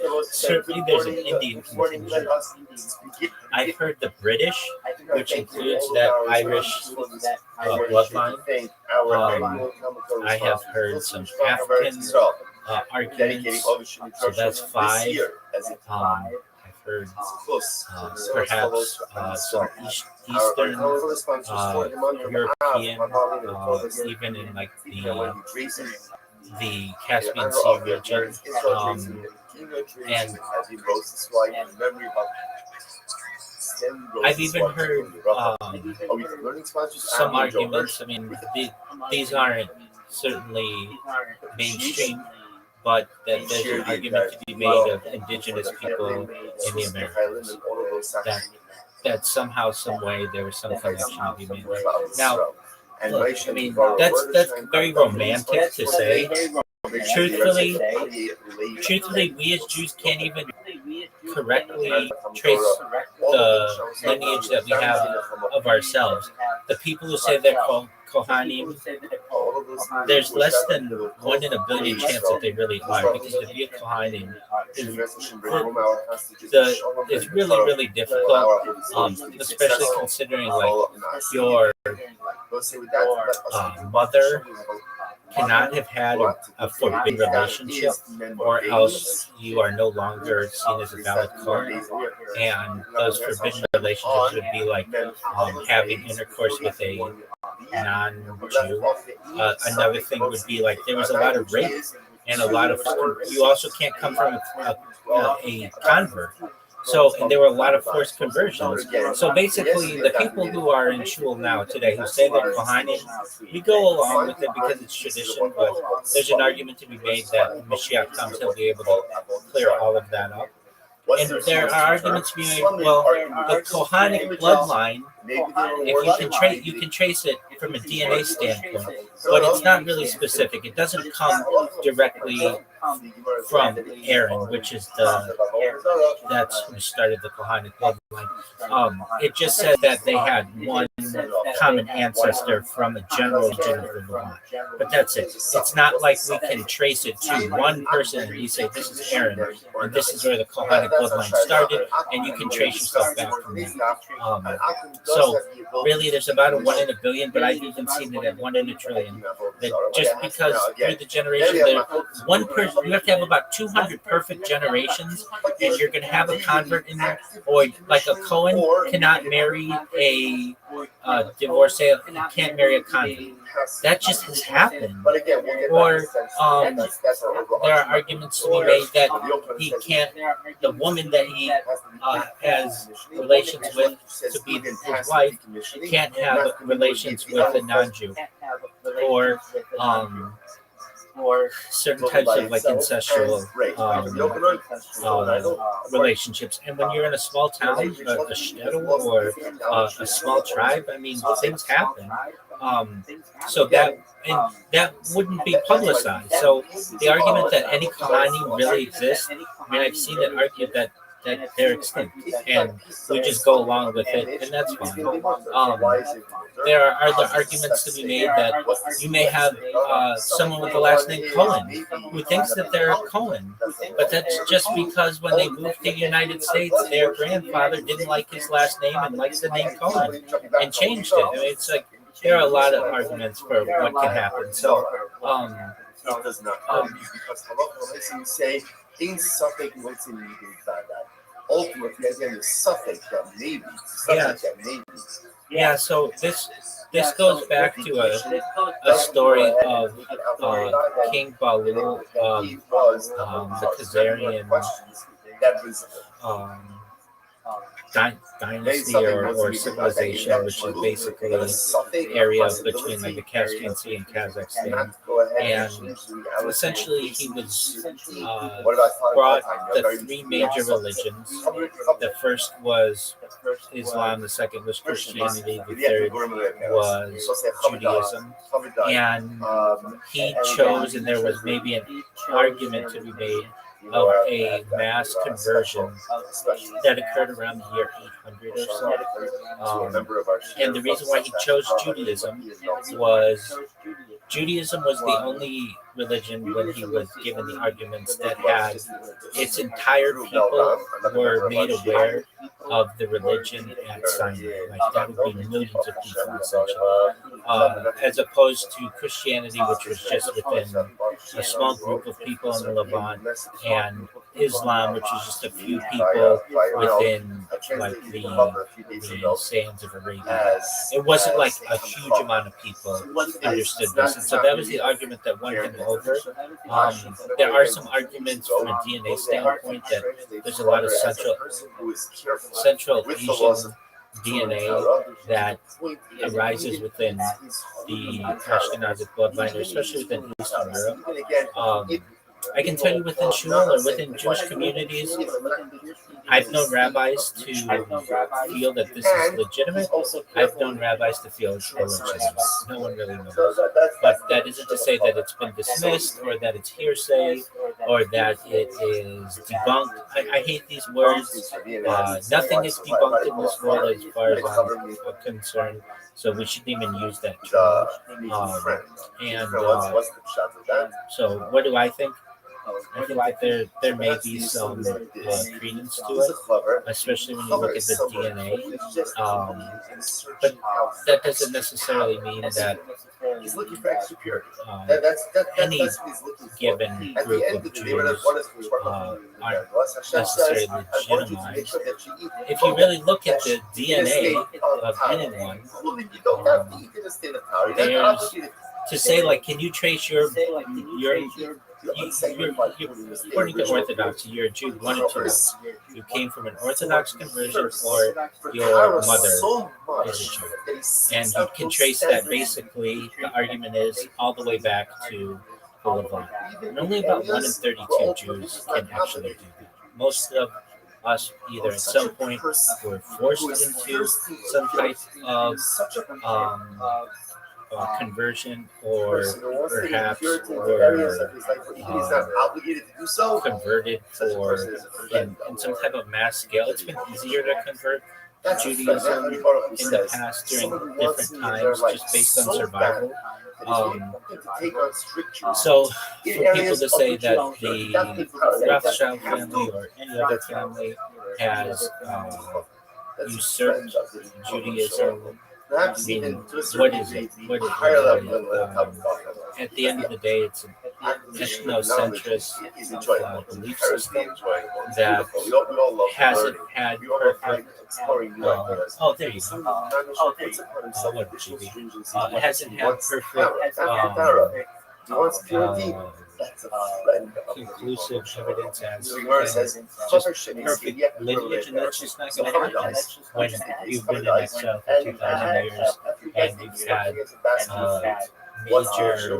major inquisitions and crusades and things that have essentially been able to destroy you as a people. So, all in all, do I think that there perhaps is Central Asian DNA in the Ashkenazi line? Absolutely, that's seen. That's proven. Do I think it could have happened from a mass conversion event? I think it could have, or at least a large group of people. But do I think that it's all Ashkenazi people? No, just the DNA doesn't show that. Everything starts out as an untyped Do I think that so you have a perhaps fact that it was Suffolk Sephardim are separate from this? Yeah, I do from the DNA What do you standpoint. see here? But that doesn't mean that every day you have Sephardic people and Ashkenazi people in Iran. There aren't any prohibitions in there. And so then you have mixtures, and you don't have like one perfect Ashkenazi Iran. It's all been kind of intermixed. There's an argument to be made that we can trace ourselves to 4 million like northern England about 2,000 years ago. But the argument can be made as well that perhaps Ashkenazim expanded from there into Eastern Europe in the last 1,500 years or so. So it is complicated, but overall, I would say that we're divided within Judaism on that theory. And anyone who tells you that it has been divided, well, I would just tell them that nothing is divided. So again, I interesting. hope that helps. It's fascinating. With the cover, I will say again, can you imagine GB, can you hear me? moving yourself to the level where there's no suffix that you've done the right thing? You have to understand, what does that mean to get to that level? When the halacha looks at me and the halacha says, oh, there you are. Can you hear me, Big Man? yeah, I certainly did the right thing. A chaver does not leave untied produce in his possession. From the moment it comes in his possession, it's tied. And therefore, there's no suffix in Badai, there's only Badai and Badai. Incredible. So another possibility is, the Gemara says, suffix the suffix group. Interestingly enough, really it's a suffix. Suffix and a suffix house, so what does that mean? Afshar the Abad Kilaboshia. Possible that the Chabad conducted himself like Ramoshia. Let's do. Ramoshia. The Amar, Ma'adin Adam Atu also, who Machmisa the Mots Shalom. I suppose that is an interesting case. There is, technically speaking, a nicer loophole, a tithing loophole. What's the tithing loophole? Without getting into all technicalities now, in order for produce to be subject to tithing obligations, there has to be what's called riyas ne'abayis, right? It has to come into the home, through a normative entrance. Technically speaking, if you bring your produce in, let's say through the window and not through the door, technically, yo, GB, I'm here. Exempt. Yo, could you hear me in there? It's nicer exempt. Now again, there are limitations on that also. So the Gemara says over here, there's really no something that's no worries. Just all in all, just to conclude, it's actually possible, even if you want to go with the fact that maybe we're it's a split suffix within the Orthodox world. it's also a I think there's some DNA evidence to show that there could have been some type of Khazarian conversion, because it's possible that literally again you use but that doesn't necessarily This mean legal that loophole of bringing there was. I mean, like I can tell you, and then issue with DNA tests, even though they're not necessarily done to prove who's a Jew or anything like that. I know historians who, at one time, absolutely rejected the idea that Christopher Columbus was Jewish, and this was seen as a romanticized story, and it was there was no evidence of this. Then those same historians have had to come back and say, no, actually, there's a lot of evidence that it was genetically, and that's happened within the last 20 years. So, you know, if anybody who says that the Khazarian theory is impossible, well, give it 20 years and something may change. Very interesting case where there was once a story of a maid servant. I want to say now again, this is a Jewish woman who worked for a max. What's a max? What did you say? Rashi says over here, Gavra Alama B'Yisrael, a very powerful guy. Very powerful guy. She worked for a Nazi. The same year, 1492. Okay, what happened? She had She had a miscarriage. And I will say, interestingly enough, it was coming. And Isabella, after uniting the kingdom, you have to bury it. The interesting is the halacha is.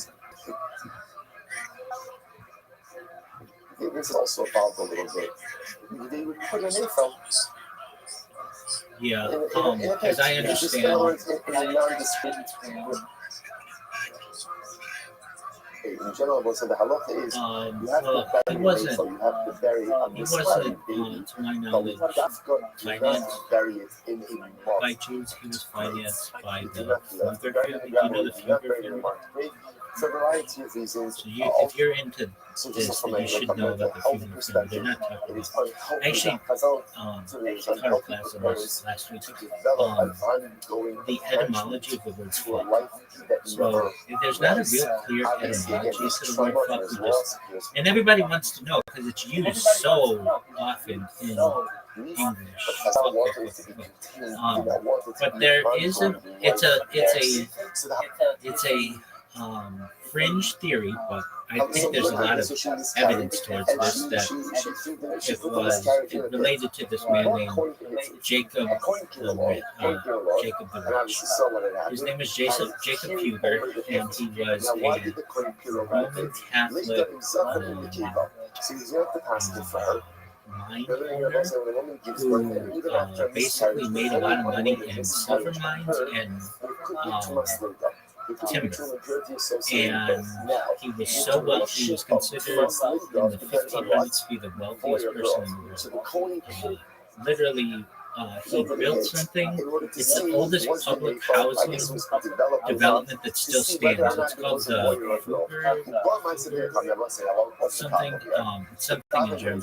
But basically, you can still live there today. You have to pay like $1.50 per year in rent, and you have to be Roman Catholic. Like those are the two things you can get. If you're one of those two things, or if you're those two things, you can pay €1.50, and you're of that religion. You can live in this like it's like a apartment, like a really big apartment complex. Anyway, he was someone before the, or slightly after, I want to say, underneath the sky. But I lean over the corpse. I am the Ohel. I am the Ohel. So here the coin went ahead and leaned over the pit to see is it a boy or a girl. And what happened? You guys said this episode came for the Chachamim. The Tiarunu, the Shechua, and Bardulis Mitsulich. And they're retired. They're retired. Why are they retired? The coin? Because ultimately, again, this was a place where there were weasels and animals there.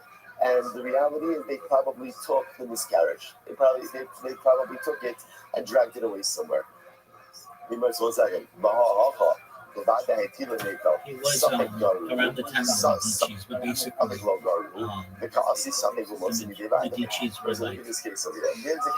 were like the papal bankers, and the Fuggers were like the early Roman Empire bankers.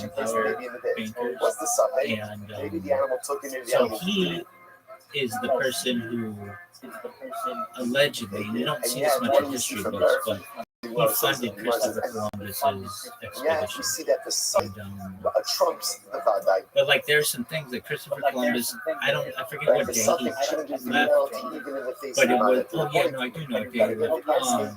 The coin is So not it would Tame. be, Coin is not Tame. I think the It's 10th here. of, That Sunday in our can go ahead and trump calendar, a Vadai. the Which the 10th Gemara says of, no, no, no. Go uh, pay negativity. uh, Bar, make a bar, Ella Ima, the month of Av, whatever, of Gemara says no, 1492, no, no. What happened over here is that the because coin sees the there's Shiva just like a thing throwing something that that we looked think like a Mayfell. In other traditionally words, that the it's not a temple fell Vadai that you on miscarried the and 9th placed of the Av, Mayfell in the so you bar. didn't want to Rather leave than on you like such an saw what expedition on appeared such a to be bad a day Mayfell in being the placed in calendar. your bar by And this woman. if you were So it's a suffix purely in Roman Hebrew. Catholic, why would you One care second, about but that's that? not what it says. But there are arguments to be made But that the Gemara said Christopher that he Columbus at got least was appeared aware of this over in and order to delayed see if the it was start a of boy that or journey a by girl. one day. To which the Whether Gemara this says, is how true or many not, times are you I mean, yeah, it happened 500 years ago. But I've heard Jewish historians talk about this. But I've heard them also say that there was like a 5 to 10% chance that it was Jewish, basically very small. But then change 15 years later and have to republish a bunch of books saying that maybe 70 to 80% chance. So, spelled a miscarriage. Maybe it was just something else. It was some other discharge. See, he was first of all looking over the part, see was it an Eiffel or not? If it's on an Eiffel, if it was an Eiffel, Czarian then theory, these things change, and I Later see in the Zaka in the Czarian to see if it theory was a boy or girl. change. So in fact, this wasn't the case Back on to the Dadai and Fugars, which doesn't really have to do anything with But rather again, Judaism, this was but a case I of find it interesting suffix and that suffix. so So the again, term fuck, there's not a really good like suffix, etymology whether to or it. not you miscarried, They say that it right? comes What from was like it a miscarriage a or not? German And word, like that maybe could be mixed with some other term to then make if you it compound that like with the 800 suffix years ago. ultimately Whatever. again, And so, then oh yeah, yeah. It was an established word in like 1300, but it wasn't used that much. It was only started to be used a lot once this guy Jacob Fugger, Jacob the Rich, became popular, and there would be poems written about him. Like this guy was so rich, like he was. How rich was he? He was Fugger rich, and it became like fucker rich. And it's almost like I even referenced this in the class that I taught. That like it's like the word Trump. Like the word Trump meant something before Donald Trump became popular. It meant to like top something or to like one up something or whatever. And but now if you say, oh, that's very Trump, that's very Trump-like, it doesn't really mean that as much. It means, I mean, it can. But it also means to be like boastful and audacious and all kinds of other things. And in the same way, Fugger, this was a word that meant something, but then when he came around, people would, and this is documented, that like poets would write poetry on this, and authors would write stories about this. So anyway, I thought that was very interesting. But if you haven't looked into Jacob Fugger, you should. He basically controlled all of the silver mines of Europe So I find the for piece. around Can I use it? 15 Can I use it? hundreds, The answer 15 is to 16 no. hundreds, Why and not? also I should on know the why. timber. Because Very that interesting. guy that this was Apple Zara. Suffix maybe Now that's an interesting one. If you look at all that Renaissance artwork, that's all why because the suffix, but maybe Jacob definition doesn't so like if you look at the Vatican and you look at change reality of the fact that this was definitely Apple Zara. Duomo in Just the point Florence, that's that how amazing. powerful this is so is an Ashkafic level. And the as well. reason why they Because got something big is an invention called and summarize the entirety of Jewish history and destiny into one phrase. just This is it. something like that. Over the years, right over the millennia, we have faced so many Medici statements. double book Faced accounting. so many statements. Like So it's not that exactly. This is an existential threat. You know, Double entry all of accounting. it was like so Double entry bookkeeping. So basically, I mean, it seems like really simple, but basically it's the idea that you keep, for accounting purposes, to be specific, was spoke about it is where every financial transaction is recorded as both a debit and a credit to maintain balance. This method ensures that total debits equal total credits, providing a built-in error checking mechanism and clear, accurate picture of financial health. And Medici don't figure There's that never out. an That's why existential they threat. Wow, this it was scary. It was overwhelming. But obviously, Russia says it, and he's married to Israel, Jew.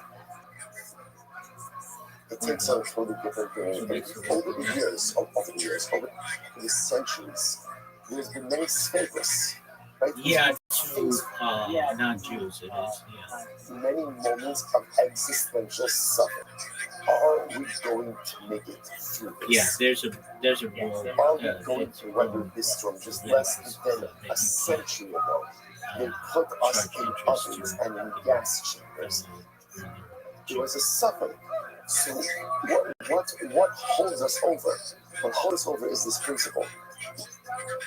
In suffering, motzi midei vadai. What's the vadai? So we have what's called the Jewish Free Loan Society, where we have Jewish institutions that you can go to if you need a loan, and you can get the loan at no interest. That's the vadai. That's the vadai. But you can't do this at like your local Jewish locations. And therefore, what holds us over even in times of difficulty? In suffering, motzi midei vadai. But we do have Jewish free loan societies. And there are other free loan societies as well, even within Christianity. It doesn't matter. It doesn't matter who the suffix is. There's so many figures that have presented themselves. Another suffix, another suffix always arrives. Or rest assured, a suffix motzi midei vadai. No suffix. That's true. I was listening to a space last night. Eternality People were jumping on this. That's ultimately again the source of our optimism. That's the source of our strength, and that's what creates she doesn't It's control. incredible. Incredible. Halachically, Why it's not even is bad. she this It's way? fake. It's So like it's this remember woman again, is just living embedded her in all life. of this She is hasn't killed Mahmoud herself. So here's what I know. Basically, And we're going to talk about this more in just a few moments. You can decommission an Avodah Zarah, right? In other words, an atom accuracy does in not some know of his these things, Avodah but Zarah. also a lot of The inaccuracies. shaila It's is, difficult to sift how through. does he do it? If you Yochanan do says, see, I mean, I always keep my ear to the ground, certainly. it must be what we call active bishul, and or Rishon hey, says, the even passive red heifer different words. sacrifice. So I was now going back to that a little bit. They say, But if you do get any more information as well. that You know? which was supposedly take place, give me a heads up, okay? Sorry. Did I skip? Oh, sorry. Thank you. It's very much a top this year. Thank you. What's a top this year? Top this year. How it last year. So let's go back to the Mishnah. What does the Mishnah say? If you find the image of a hand and the image of a foot, ultimately, again, it's usher. It's usher. So the Gemara says, Mitik.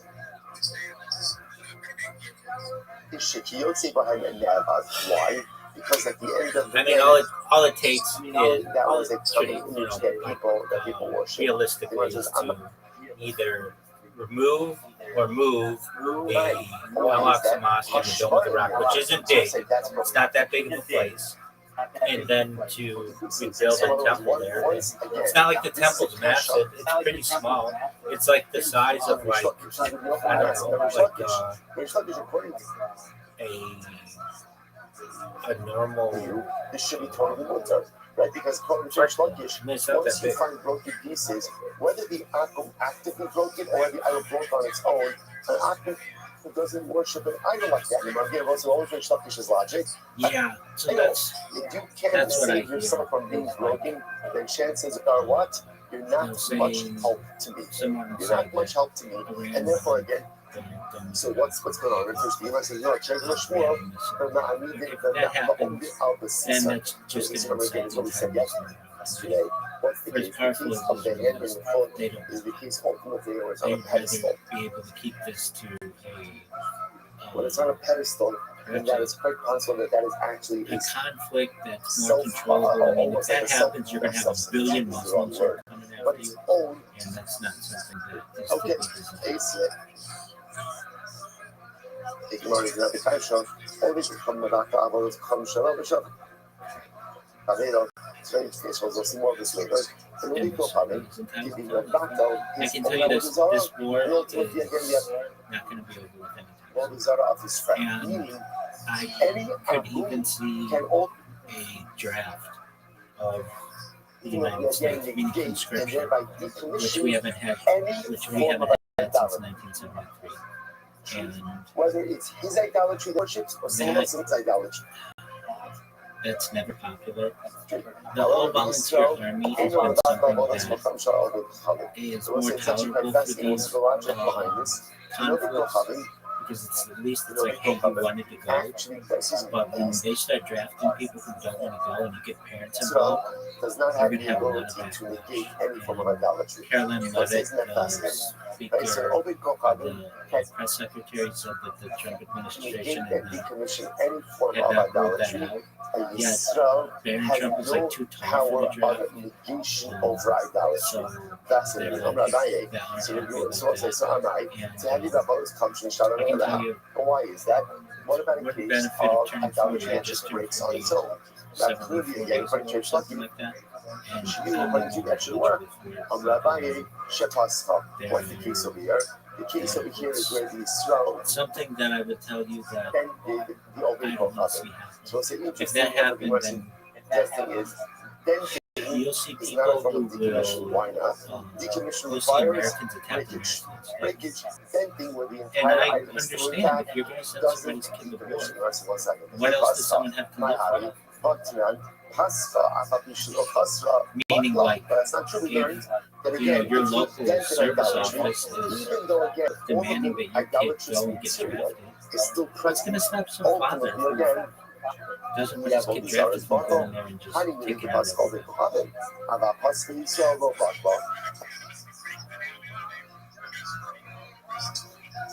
Ultimately, the answer should be right.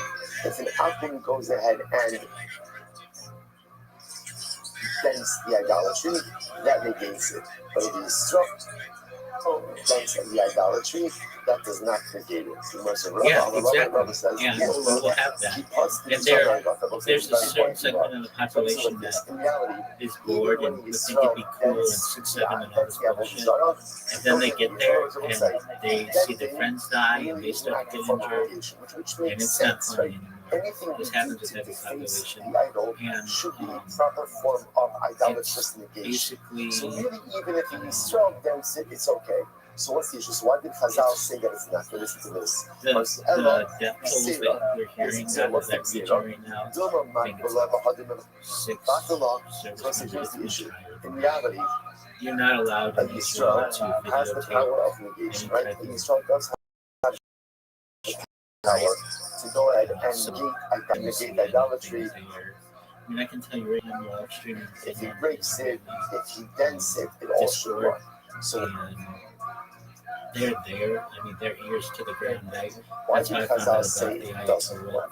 What are you And concerned like about? anything that happens directly from Israel, We're like concerned literally in this, that what is he this talking right to? now. He wants to negate And, to have all these art.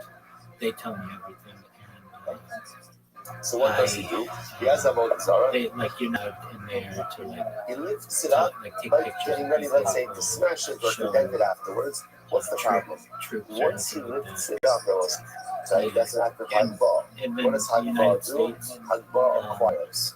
they don't Once he want to acquires it, it becomes the Avodah Zarah of a come Jew. out and say, Once it becomes the Avodah Zarah of a Jew, the 500 Avodas people Kochanim died, B'Yad 2,000 Yisrael, people the died. Kol Avodas That would Kochanim B'Yad Yisrael Eina I mean, it's already only 25% of this Americans is absolutely support wild. this. That's It's lower absolutely than wild. any other conflict we've ever I had. will say we are going to see exactly why this is. This is the Gemara in And to say that, from now on I your mean, days. there are going to But be again, people right who now, say let's it's go to not the related principle. to The the principle Epstein is files. an Avodah It's Zarah pretty clear as day to me. Like it is.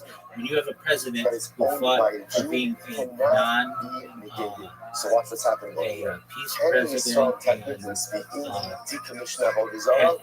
had 30 years of him on camera saying, and in writing, that everybody else is going to go to war with Iran. And then all of a sudden, it's not like they bombed us. It's not like anything happened.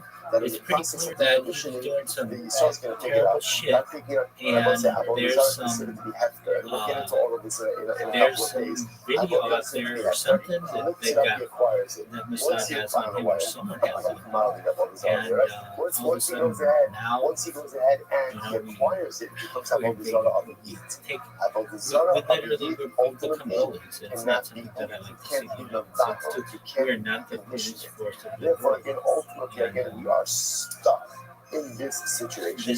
this war, I think, will go on for So a long period essentially, of time, and what it we will want to destroy try to all of avoid Iran, is Jewish and it'll be another thing, perhaps 10 emperor years, of 20 Abu years, Dhar. How do Khazal and ensure the that? real By simply solution, but and it will be much more difficult going than ahead that, and and much saying more difficult you than can't do it anything is. to it, even if you try to decommission And, it. Ultimately, again, and they it is have these not drones going now that are pretty nowhere. cheap, like Incredible. $30,000, and to take one down, it's $2 million. I mean, كمان مثلا إيستي أكون شهيد يا بني من Marcellus, the people behind Druckmann, Litartios. So let's say, just by the way, this whole idea over here of okay, we'll come back to it. President's thoughts. Akun Shahid. Yeah, but that's an interesting one. So you're talking about Adelson. Right, what's Marcellus? Netanyahu's son in 2020 spoke out about Les Wexner and said that he was ready with child blackmailing, and then he got sued over it. Like that doesn't for as much as people want to hate on Benjamin Netanyahu, which I understand, there's an argument to be made. He's been blackmailed in this bad boy as well, and so he's just doing what he has to do, and basically, all these it's a blackmail campaign.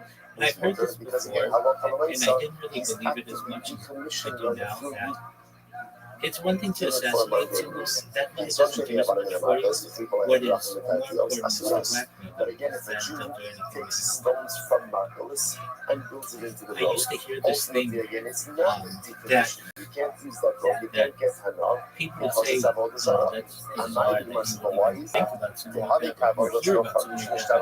There used to be these parties for California politicians, just politicians in the United States in general, in like these areas of like Hollywood and the west side of Los Angeles, where it would be like people would be like excited to go. They'd be like senators and people running for Congress or the mayor or whatever, and they would start out as like sex parties, like big orgies, and then all of a sudden they would bring in children and basically say to these people, if you want to be senator or whatever, you've got to do this, and they would do it not knowing that they're on camera, and then they would want paid for the rest of their life. And I can easily see how that's true. And again, we'll see it never actually means never. Eğitim mühendislik karşılan o bir kokalım şişi bağımız kokalım çakal sonuçta business days. Let's start. O bir kokalım şişi bağımız kokalım. Supposed to be watch this. You haven't about this.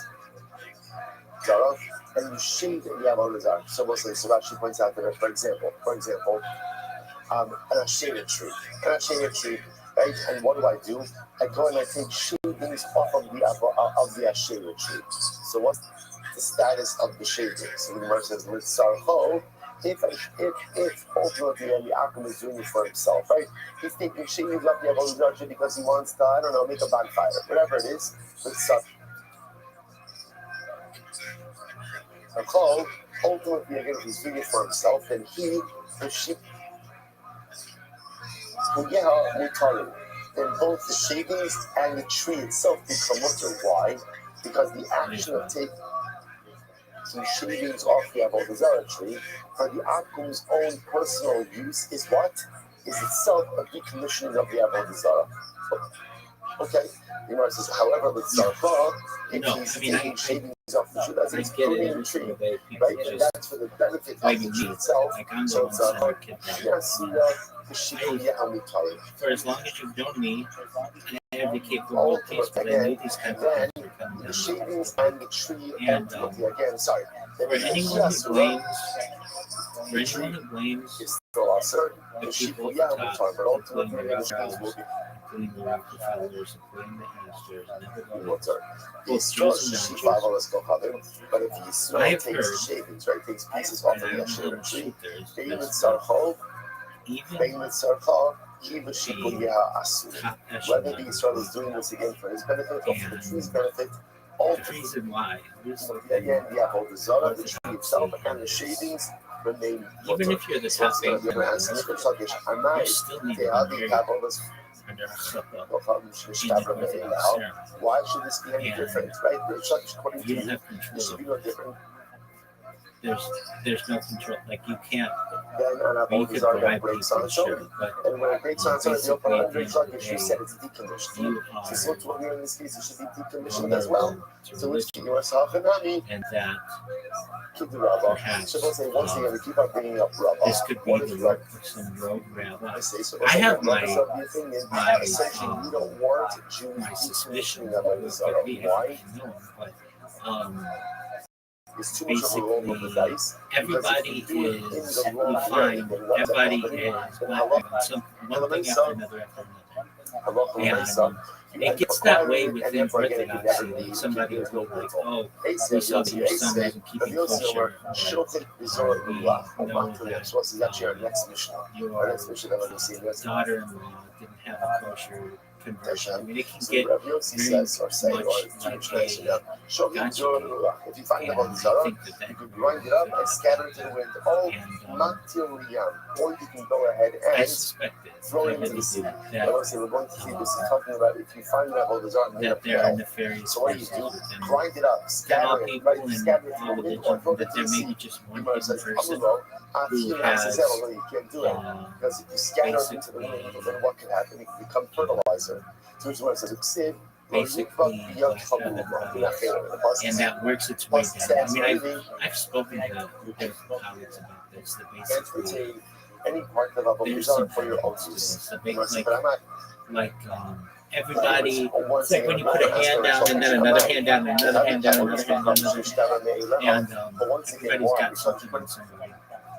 And it should be fine. whether it's true or not. Even if Avodah Zarah breaks on its own. GB, I gotta go. I gotta at least I've gotta go to the bathroom.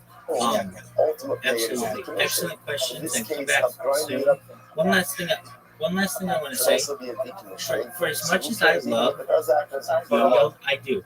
I owe Yo-Yo a lot. I really do. I kind of think I don't know why. It's been weird to me the last two times. You know what I mean. Thank you. Take care, my man. Peace.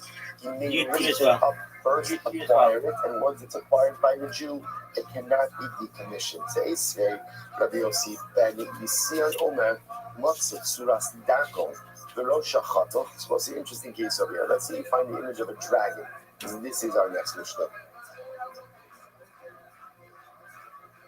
Now, so we're going to see a dragon as one of those images that was always considered to be idolatrous. So watch this. You go ahead and you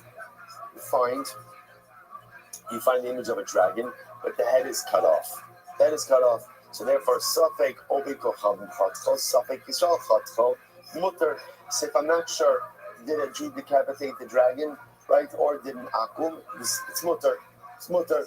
The Gemara says, on the other hand, Vada Yisrael Chatcho, Aser. But if Yisrael was the one who cut off the head, it's Aser. The Gemara says, I'm not. I understand why should this be any different? Or is the suffix? So why should it be any different than a case ultimately again of Avodah Zarah that broke on its own? Once again, the Gemara says we are concerned ultimately again about the concern of Rava. So most like essentially, what you begin to see is a theme over here. We don't want Jews involved with Avodah Zarah at all, even with the decommissioning of Avodah Zarah. We just want Jews to stay away from idolatry. Therefore, Chazal were chmatmet to the point that even the decommissioning of a Jew doesn't work, out of concern that he may pick it up, acquire it, and create even greater problems going forward. Eisvei, Rabbi Yossi Omer, Af lo yirakos b'masai shamim, b'nei shanavia no sheretz behind. So it's an interesting case over here. So this halacha is the following case. We're going to see this also, all these Mishnayos that we'll see later on. Halachas in general both sides, that about what is the halacha concerning planting vegetables underneath an ashera tree. Underneath an ashera tree. So during the summer, the problem is that the ashera tree provides shade, and shade is beneficial, obviously, to the vegetables, to the produce. Right? So therefore, you can't. In the summertime, however, in the winter, the rainy season, ultimately the shade is actually detrimental. So therefore, the Gemara wants to suggest, the Mishnah wants to suggest that there's no problem from planting vegetation underneath an ashera tree during the rainy season. Rabbi Yossi says not true. You can't plant vegetables underneath the tree during the rainy season. Why not? If they check and Aliyah no sheres alei, is what can happen. The leaves of the tree fall off, and the leaves themselves act as fertilizer for the growing vegetation. So the Gemara says, "I'm not about it. Why should fallen leaves be a problem? After all, once again, Rish Lakish, fallen leaves should be no different than what? Fallen idols. And according to Rish Lakish, if an idol falls and breaks on its own, it's bottle. So too, if a leaf falls off the tree, it should also be bottle. It shouldn't be a problem of fertilizer. To which the Gemara says, no, shiny hasam, the ikra avodas kochavim kayelis. No, in the case of the fallen leaf, it's different. Why is it different? Because the primary part of the idolatry remains intact. The leaf may fall off, but the tree is fully intact. That kind of endows the fallen leaf with avodah zarah identity, even after it's no longer on the tree. You might as well say, Amid Beis 42b. The Gemara says, shipuyan. What about the case of the shavings? That one, right? The Asherah tree shavings. Where once again, the primary part of the avodah, i.e., the tree is still in existence. In that case, we said with sarchal, we said that even in a case, ultimately, again, where you're fruiting the tree for the benefit of the tree remains also. But ultimately, again, the shavings are mutter. The flavor of Yeshua Amar, the fishain avodas kochaven betela derech yidelasa. Ultimately, also for the simple reason because an avodah zarah, you can't negate an avodah, or an avodah zarah cannot be negated when it is functioning in its normal, natural way. So since it is normal from fall off trees, that act cannot create a sense of negation or reality of negation, which makes sense. The Gemara says, so up until now, all of these questions have been from Rabbi Yochanan to Reish Lakish. So now again on both sides. Rabbi Yochanan Reish Lakish focuses on one simple case. An avodah zarah falls over by itself and breaks. Is the avodah zarah bottle or not? Rabbi Yochanan, no, because negation of idolatry requires active negation. Reish Lakish, yes, because even de facto negation, right, or passive negation ultimately works. So up until now, this entire Amid has been Rabbi Yochanan questioning Reish Lakish. Now we switch gears. So Reish Lakish asked the kasha on Rabbi Yochanan. Here we go. What's the interesting case here? If you have a tree, now the tree belongs to Hektish, right? The tree belongs to Beis Hamikdash. Now what happens? There's a nest on top of the tree. So birds made a nest on top of the tree. What's the halacha? Lo namin v'lo mo'av. You really should not get benefit from the nest, but if you did so, you have not committed milah. Now we'll say so again. Rashi says over here, second line from the top, lo namin, that's midrabanon. So you can't get benefit, midrabanon, v'lo mo'av, right? But obviously, again, the nest itself is not considered to be part of the tree, and therefore, if you did get benefit from the nest, ultimately, again, it's not milah. Fine. So let's analyze. The Barosh Shal Ashera, what about if the nest is on the top of an Asherah tree. So same case. I have an Asherah tree. On the top of the Asherah tree is a bird's nest. I want to get benefit from the bird's nest. So what can I do?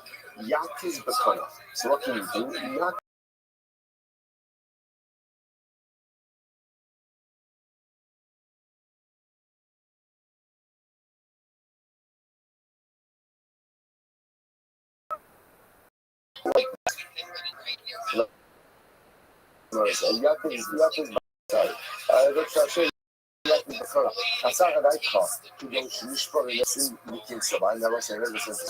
So now, again, what can't I do? I can't, in both cases, I can't climb the tree in order to get to the nest, right? Because climbing the tree is usage of the tree. But with the avodah tree, interesting enough, what can I do? Just take a piece of wood, knock down the nest, and get back from the nest. Now, Gemara says, let's say, what is the bird building the nest from? Now, the assumption over here is the nest on the Asherah tree is being built from wood or from twigs from the Asherah tree, right? And yet, what does the Gemara say? You get benefit from the nest. You can't scale the tree, but you can get benefit from the nest. But that nest is made from broken pieces of the Asherah tree. What do you see from here? That once avodah zarah breaks, right, even on its own, even though it has not been actively broken, it's decommissioned. So the Gemara says, the assumption over here is that the bird is building its nest from twigs, broken pieces of the Asherah tree. And yet the nest is mutter. So here's one says, this supports my assertion that broken avodah zarah, even if not intentionally broken, ultimately decommissions the avodah zarah. The Gemara says, no. What's the case? You go into IC8 in the Alma, not necessarily. That's not how birds make nests. Birds make nests. Birds make nests in trees all the time, but they often bring materials from other locations. So the case over here is the bird made itself approachable in the Asherah tree, but it did not gather the materials for the nest from the Asherah tree. Rather, it gathered the materials ultimately again from elsewhere. They can only be Kani, Gabi Hektish. So again, what's the raya for that? The raya for that is look at the Hektish case. What happened in the Hektish case? In the Hektish case, what did the Gemara say about the birds or about the bird's nest? No nanin or about the tree. No net about the nest, sorry. No nanin v'lo mo'alim. So again, you should not get benefit from the nest, but if you did, you did not commit to Mila. So let's analyze this. The IC8 in the Alma, so we're talking about a case where the bird built the nest ultimately again from materials in the belt, right outside of the hektish tree, and how did the tiny got the hektish one and the below. So then it makes sense. No nan in the drabanan. So again, Chazal said, we really don't want you to get benefits from that nest, right? Why not? Because it's attached to a hektish tree, and we can see how accidentally we may come to scale the tree. But it's midrabanan, and also the Ramah in midoraisa. But there's no mehila. Why is there no mehila? Why is there no mehila? Because since the materials for the nest came not from the hektish tree, but from the outside, the nest itself is not subject to mehila. And again, once I the bird is building the nest from the tree itself. That means again, if this nest is made from twigs from the hektish tree, then what's the status of the nest? The status of the nest is hektish. Hektish ultimately again, then you're not allowed to benefit from it, midoraisa, and it's mihila midoraisa, which the Gemara says. So therefore, the Gemara is suggesting it's clear that halakha makes we're dealing with both cases in the Asherah tree and in the hektish tree, where the bird is making a nest from other materials, not from the Asherah tree and not from the hektish tree, to which the Gemara says not necessarily. The Gemara says, the area, so we'll say maybe not. It's actually quite possible that in both of these cases, ultimately, or in the hektish case, that the bird is making its nest from the actual hektish tree itself.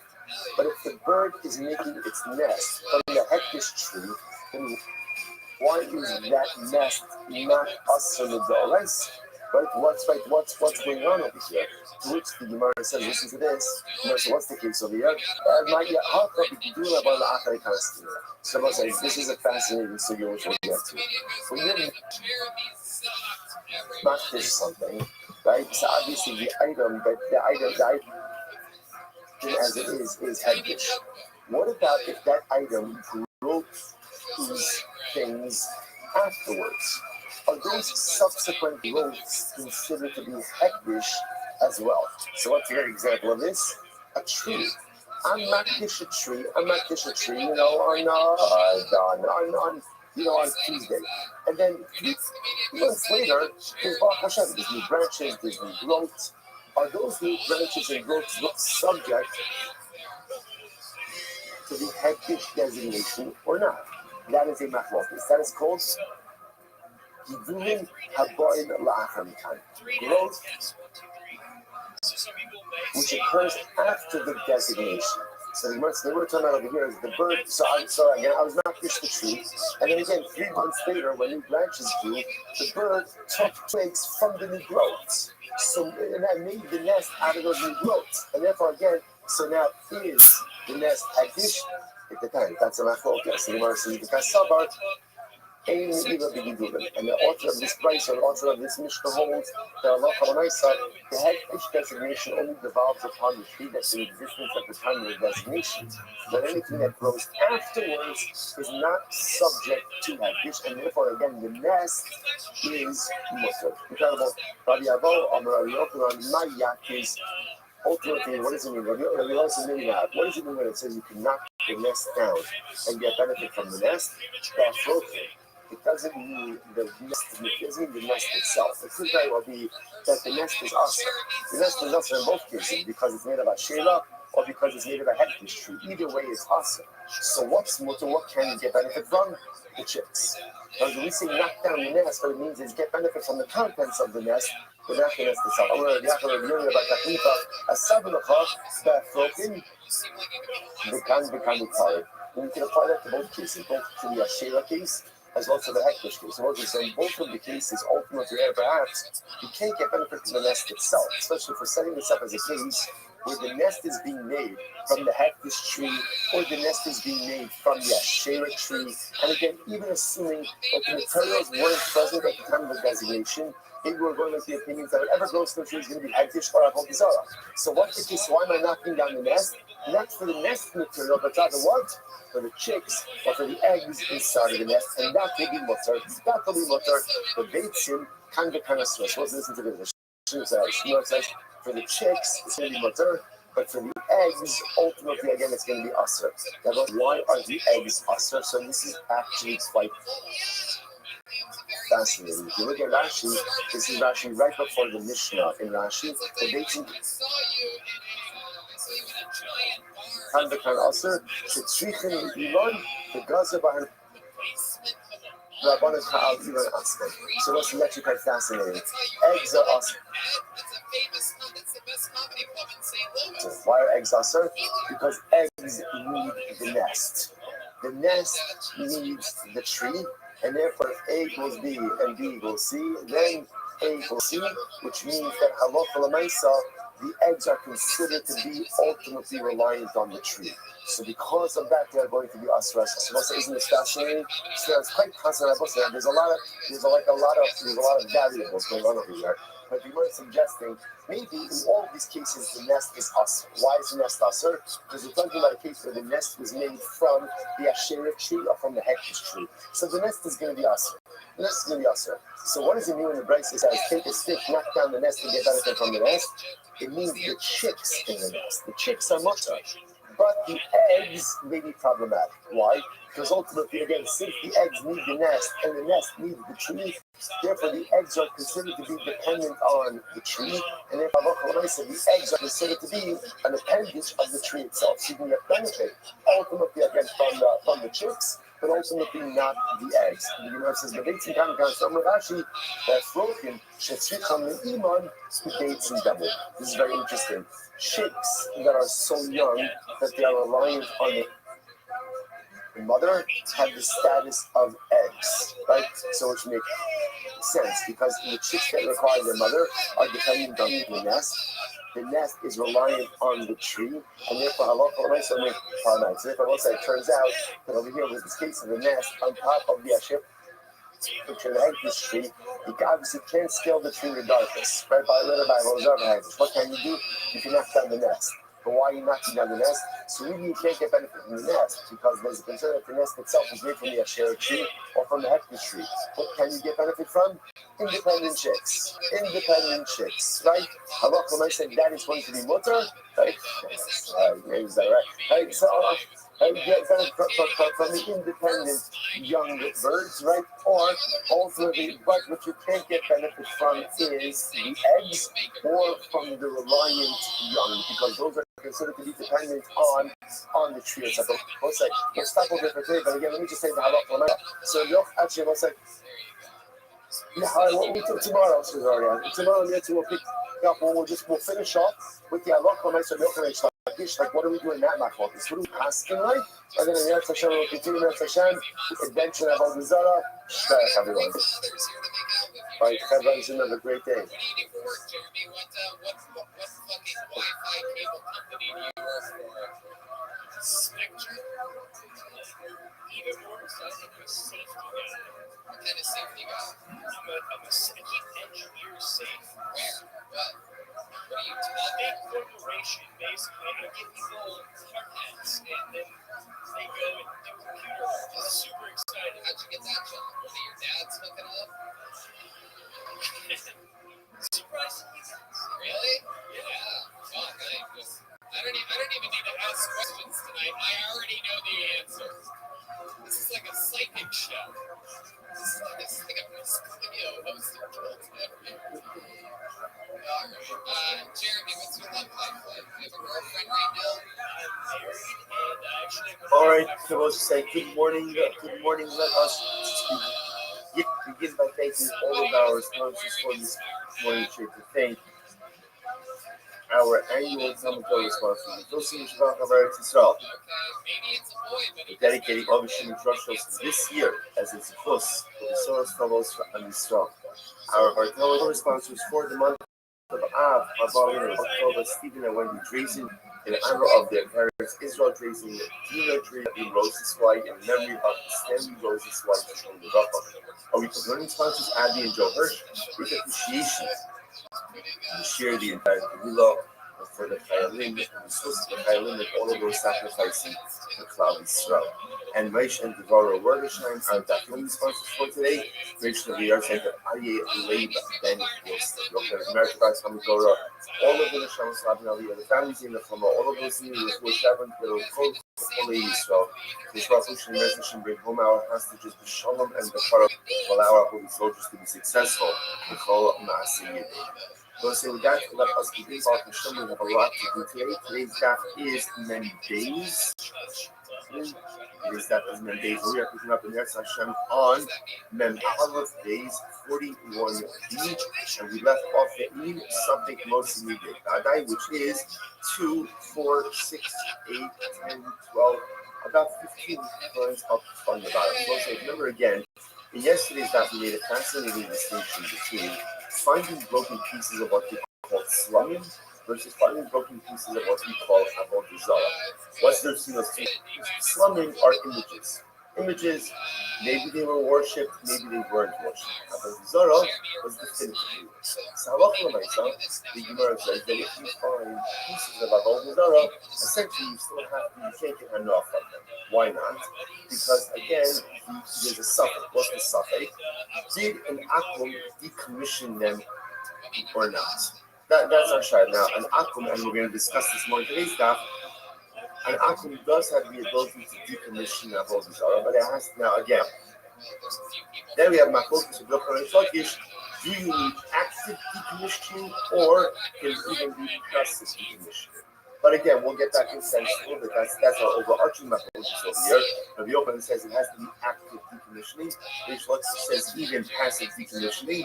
Nafkamina would be if the idol falls over by itself, and break. And Rabbi Yochanan is still an idol. According to Reish Lakish, it has lost its idolatrous import. So let's say, but again, so that's why if you find pieces of an avodah to us. If you find pieces of tzlanim of an image, it's going to be mutter. Why is it mutter? Because it's a spec steka. What's the spec steka? Suffix number one is maybe it was never worshipped. That's number one. And number two, ultimately, again, even if it was worshipped, maybe it was decommissioned. So the idea, jumping back to avodah for just a second, the reason why ultimately, again, by avodah it does not work is because halacha say in suffix multi-meaning bad. Ultimately, again, the suffix that maybe that was decommissioned doesn't go ahead and take it out from the fact that it was avodah. So now there are questions that principle. Maybe something multi-meaning bad. Is that true? That a suffix, a possibility, cannot go ahead and change the reality when facing a certainty. What about time? Our time, you're very interested in actually saw this. Commission is the so say Chaver died. And again, we translated, I have to give a special shalom aleichem to a member of our shir from South Africa by the name of Ian Meltzer, who I was just introduced to through Mel Ram, another member of our shir in Toronto. Baruch Hashem, we have a lot of beautiful stuff, and not just in this case, but Baruch Hashem around the world. So Ian messaged me via Mel. I translated his cover a few days ago as a kamkachim. So the truth is, it's not really a fair definition. Rashi, remember again, 2 days ago, goes ahead and translates Chaver as a person who is careful with the laws of Tum and Tara, to the point that he even eats his chulin b'tara. He even eats his chulin b'tara. So even again, even what we'll call non-sanctified food, he is not going to eat in a state of ritual purity, and he's also careful with Shumas and Esrus. That's the definition of a Chaver. So is it? She's for me and asked, he said, why do you call a Chaver? Right? Chaver means a friend. What's the shot of that? So perhaps he used soldiers like this. He's a Chaver. Chaver is someone who is just looking and searching out for extra Tara in this world. He's looking for extra purity. That's what he's looking for. At the end of the day, what Hashem says, I want you to make sure that you eat Kodesh in a state of Tara. You don't have to eat in a state of Tara. You're not obligated to eat your unsanctified food in a state of ritual purity.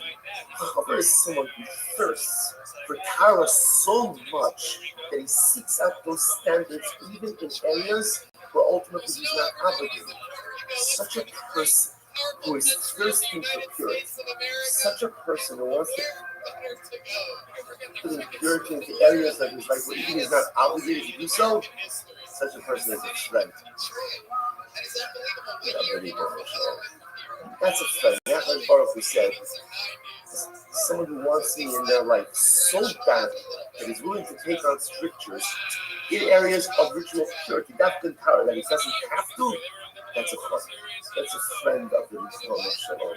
Perhaps even to a certain degree, a higher level of Talmud, because the acquisition of knowledge is enjoyable. It's inherently enjoyable. It's beautiful. We all love learning. We all love exploring new ideas.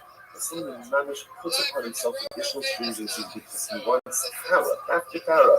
He wants purity. That's a friend of the Rishon Shalom. So the Gemara says, Chaver shenis yet megur le'eteros. So Chaver dies.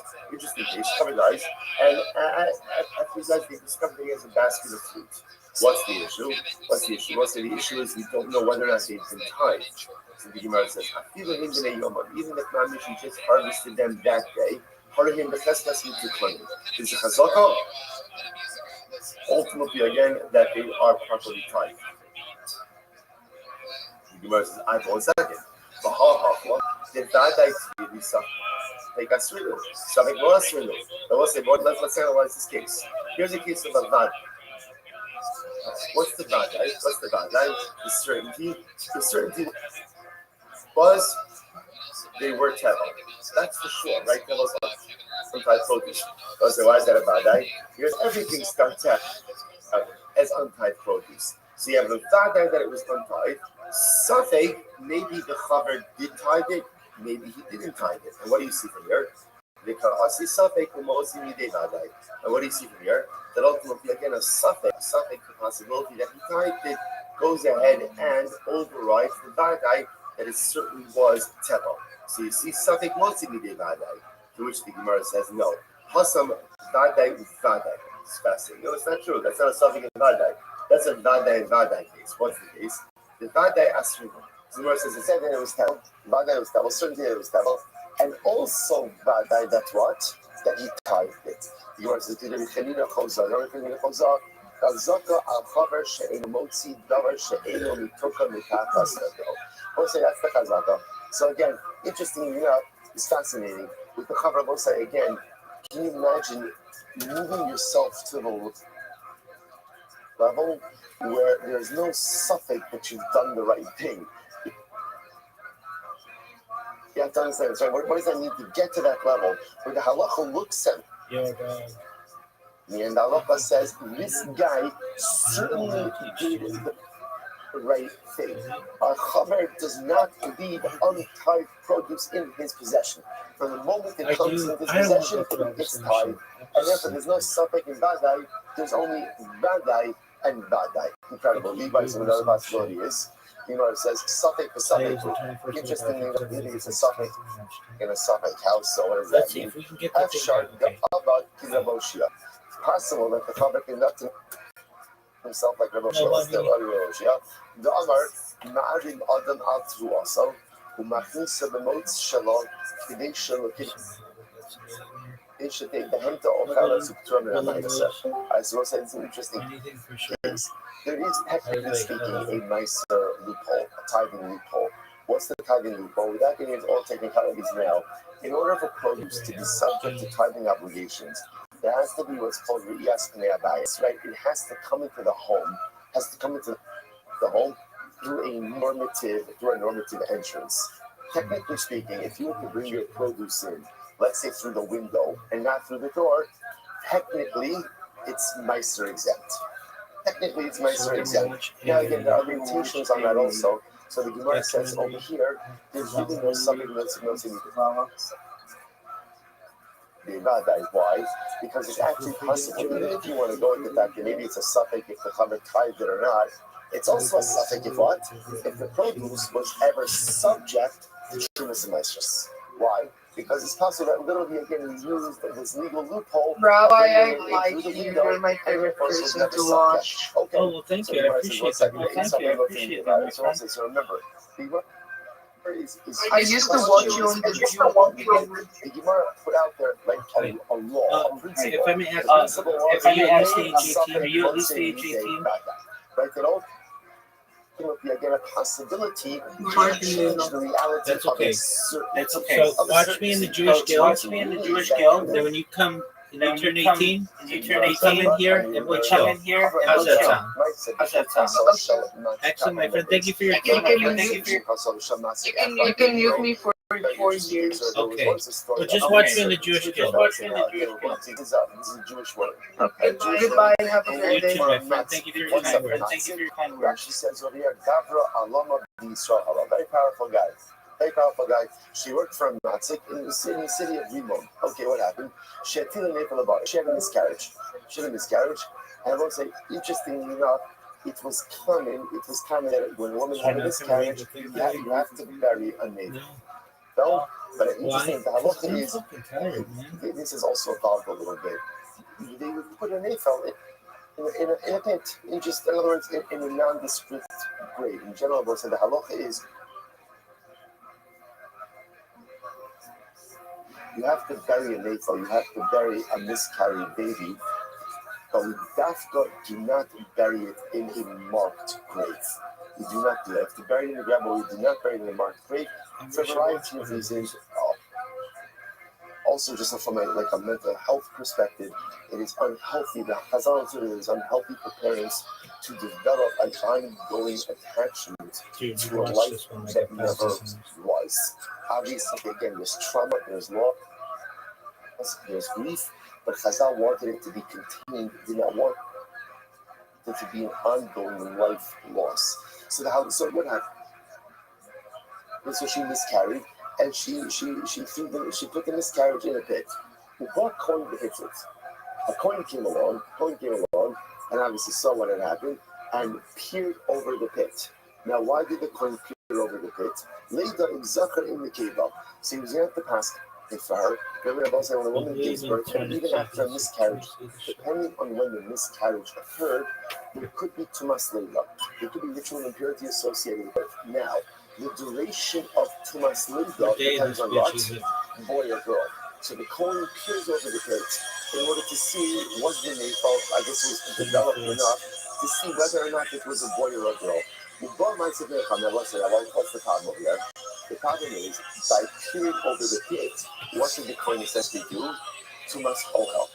Tumas ohel. Remember again, tumas ohel both could be contracted in two ways.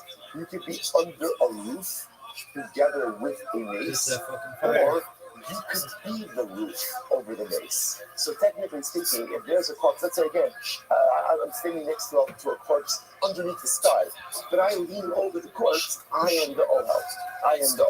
So here the Kohen went ahead and leaned over the pit to see is it a boy or a girl. And what happened?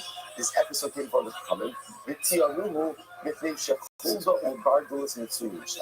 And they retired him. Why did they retire the Kohen? Because ultimately, again, this was a place where there were weasels and animals there. And the reality is they probably took the miscarriage. They probably took it and dragged it away somewhere. You might say, second. The Vata had Tila made of Suffolk Garu, Suffolk Lo Garu, the Kasi Suffolk Lumosi Midivana. So look at this case over here. Here's the case of Vadai. What's the Vadai? The Shipra, the woman had a miscarriage and she placed the baby in the pit. What's the Suffolk?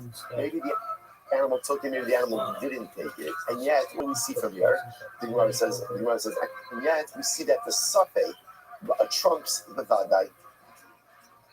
Right, the suffix changes the reality even in the face of the Vada to the point that again they pass him the Kohen is not Tameh. The Kohen is not Tameh. So you see from here that suffix can go ahead and trump a Vada. And to which the Gemara says, no. Lotima hitiyitil labar, labar elaima, hitila kimin and neta labar. The Gemara says, no. What happened over here is the Kohen sees the Shifra throwing something that looked like a Nefel. In other words, it's not a Vadai that she miscarried and placed the Nefel in the bar. Rather, again, he saw what appeared to be a Nefel being placed in the bar by this woman. So it's a suffix to begin with. But that's not what it says. But the Gemara said that he got appeared over in order to see if it was a boy or a girl. To which the Gemara says, Haki Kanzer needs to say, Leida, the Gemara said, Leida, in Rafetila, in Metalefila. So first of all, he was looking into the pit to see what did she miscarry. Did she miscarry again? Did she miscarry a baby? Or the Gemara said, look like this means maybe she just expelled something else from her body. In other words, that she expelled a miscarriage. Maybe it was just something else. It was some other discharge. See, he was first of all looking over the card to see was it an AFL or not. When things on an AFL, and if it was an AFL, then did that. When things on an AFL, later in Zachra in the Keva to see if it was a boy or girl. So in fact, this wasn't the case of Vadai and Suffolk. Rather, again, this was a case of Suffolk and Suffolk. So again, Suffolk, whether or not she miscarried a baby, right? Well, was it a miscarriage or not? And then again, compound that with the suffix, ultimately again, maybe the animal took it away. You might say, the other possibility is, the other possibility is, no, once you have a place, there's a full bit of arguments that there are these animals there, they definitely dragged away whatever was expelled into the pit. Okay? So what's the ace today? So where is the cash up? So again, so just we'll pause over here for just a second. So just to understand, the Gemara essentially seems to say that principle of a suffix mostly Vadai ultimately again holds. But in halacha, we accept this principle. Ein safek motzi midei vadai. That if you have what we'll call two pieces of information in front of you, one is a safek and one is a vadai. The vadai piece of information determines the reality, and the safek piece of information does undermine that reality. That's why most again just kind of reorienting ourselves a little bit. That's why how do we get into this? I find a piece of broken out Zara. Right? So I find a piece of, let's say, an idol or an image that I know was definitely worshipped as idolatry. So I find a piece, can I use it? Can I use it? So the answer is no. Why not? It's Asherbanah. Why? Because I have that this was Akhol Zara. Safek, maybe the Akhol actively decommissioned it. Decommissioned it, and therefore again I can't use it. Why? Because the Safek, the Akhol decommissioned it, doesn't change the reality of the Vadai that this was definitely Akhol Zara. That was like, just to point out how powerful this is, so is on a Catholic level as well. Because in Safek Motzi Midei Vadai, if you want to go ahead and summarize the entirety of Jewish history and destiny into one phrase, this is it. Over the years, like over the millennia, we have faced so many sfegos. Like, will we survive? It's just an existential threat. You know, all of it. So it was so interesting that those of us who was also here on Shabbos, by Usher Weiss, he said there's so many beautiful things. One of the things I thought that was like very shocking was he spoke about in the aftermath of October 7th, giving an existential threat to Kappa Israel. So to me that was shocking, because for me, in my mind, I said to myself, there is never an existential threat about Israel. It was scary, it was overwhelming, but obviously, the Russian says he's married to Israel, it takes a totally different thing. Over the centuries, there's been many stages, right? We faced many moments of existential suffering. Are we going to make it through this? Are we going to weather this storm? Just less than a century ago, they put us in ovens and in gas chambers. It was a suffering. So what holds us over? What holds us over is this principle. In Safek, Motzi Midei Vadai. What's the Vadai? Kadosh Baruch Hu says, Am Yisrael is an Am HaNetzchi. Am Yisrael, the Jewish people, we are an eternal nation.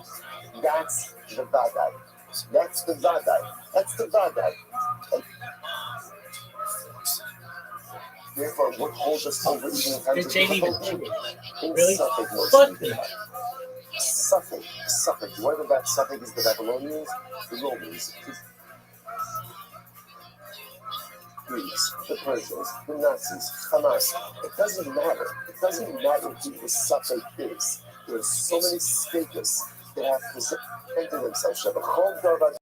Another Safek, Omdim Alenu B'chalos, and another Safek always arises. But rest assured, a Safek Motzi Midei Vadai. No Safek could undermine the Vadai, the certainty of the eternality of Klal Yisrael. That's ultimately, again, the source of our optimism. That's the source of our strength, and that's what creates our reality. Incredible, halakhically as well as haskaphically. Now the Gemara goes back. Instead, so it says, remember again, embedded in all of this is this methodology of Yochanan and Shlokish. So here's what I know, and again, we're going to talk about this more in just a few moments. You can decommission an Avodah Zarah, right? In other words, an atom could be mevakal his Avodah Zarah. The shaila is, how does he do it? Rabbi Yochanan says it must be what we call active bittul, and Rish Lakish says even passive bittul works. So let's now go back to that a little bit. Listen to this. And you're going to see this in the Mishnah later on as well. Sorry. Yes, yeah. Oh, sorry, thank you. Thank you. Let's try to go. Hare Ilasu. So let's say back to the Mishnah. What did the Mishnah say? If you find the image of a hand, the image of a foot, ultimately again, it's asr. It's asr So the Gemara says, "Mitei shekiyotzi b'hem ne'avad." Why? Because at the end of the day, that was a common image that people worship. The Gemara says, About this, why bitch. is that? Hashmarim made it. So let's say that's broken pieces. So in other words, once again, this is a kasha on Rish Lakish. This is going to be open and asking on Rish Lakish. Rish Lakish, according to you, this should be totally mutar. Right? Because according to Rish Lakish, once you find broken pieces, whether the apple actively broken or the idol broke on its own, an Akim doesn't worship an idol like that anymore. Again, also always Rish Lakish's logic. Idol, if you can't save yourself from being broken, then chances are what? You're not much help to me. You're not much help to me. And therefore, again, so what's going on? Because the Gemara says, no, it's very much, well, but not out the season. So this is remember again, is what we said yesterday. What's the case? The case of the hand in the foot is the case ultimately when it's on a pedestal. When it's on a pedestal, then that is quite possible that is actually a self, almost like a self. Fuck you if it doesn't. Fuck you. I think that's Jew if you don't have a pedo. Fuck you. That's right. Really? Pedo? It's very peaceful. We'll see more of this later. And what we talk about is the battle is on Avodah, and ultimately again the Avodah of his friend. Meaning, any Akum can ultimately again negate and thereby decommission any form of idolatry, whether it's his idolatry that he worships or someone else's idolatry. However, the Yisrael, Eino Rebak Avodas Kochavim Shar Obed Kochavim. It's actually quite fascinating. We'll see the logic behind this. And Obed Kochavim, actually, Yisrael does not have the ability to negate any form of idolatry. Isn't that fascinating? Right? So Obed Kochavim can negate and decommission any form of idolatry, and Yisrael has no power of negation over idolatry. Fascinating. So we do it. So it's like Sahanai. So having that bonus comes from Shalom Elah. But why is that? What about a case of idolatry that just breaks on its own? Now, clearly, again, according to Rish Lakish, you, according to that, should work. Rabbi Shepascha. What's the case over here? The case over here is where the Yisrael then did the open Kochavim. So what's interesting enough what Gemara is suggesting is denting is not a form of decommission. Why not? Decommission requires breakage. Denting, being where the entire item is still intact, doesn't decommission. Right? So what's happening? Pascha, my hobby, Batinan, Pascha, Apapishul, Pascha. But that's not true. We learned that again, if you dent an idolatry, even though again, all of the idolatrous material is still present, ultimately again, we have all these others. Bottle, how do you read the Pascha called the Kohabim? About Pascha Yisrael, this bitch. Round 2. You're right. If an Akum goes ahead and dents the idolatry, that negates it. But if you so dents the idolatry, that does not negate it. So Rava says, the Olam, because the Yisrael on the is very important to us. So this is like this. In reality, even when Yisrael dents the Avodah, it goes and negates. In other words, it will say, denting really is an active form of negation, which makes sense, right? Anything you do to deface the idol should be a proper form of idolatrous negation. So really, even if the Yisrael dents it, it's okay. So what's the issue? So why did Chazal say that it's not? Listen to this. Verse Ella, Xera. There's Xera. What's the Xera? So here's the issue. In reality, a Yisrael has the power of negation, right? So Yisrael does have the power to go ahead and negate idolatry. How does he negate idolatry? If he breaks it, if he dents it, it all should work. So why did Chazal say it doesn't work? What are we concerned about? Listen to this. We're concerned that what is the Yisrael going to do? He wants to negate Avodah Zarah. So what does he do? He has Avodah Zarah.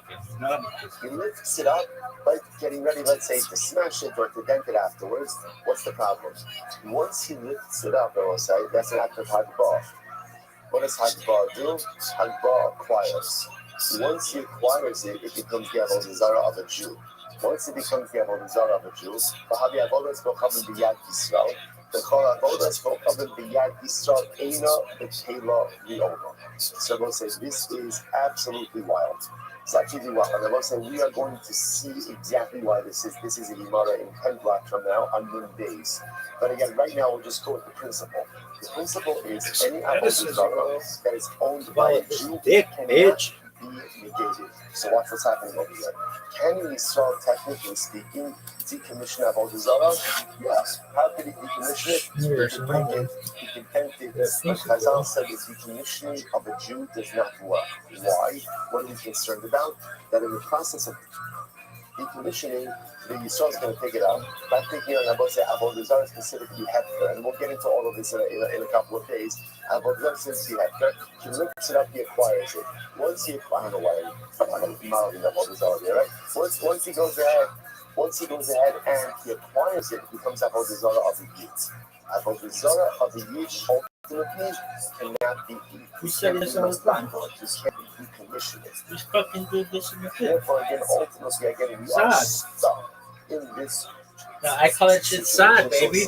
Why? Turf management, bitch. Jewish handling of avodah zarah. How does Chazal ensure that?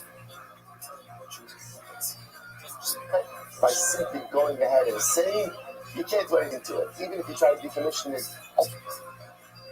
ultimately, again, it is not going to work. Incredible. Therefore, the Gemara says, the people drop them. So let's say, just by the way, there's this whole idea over here of okay, we'll come back to it. Let's say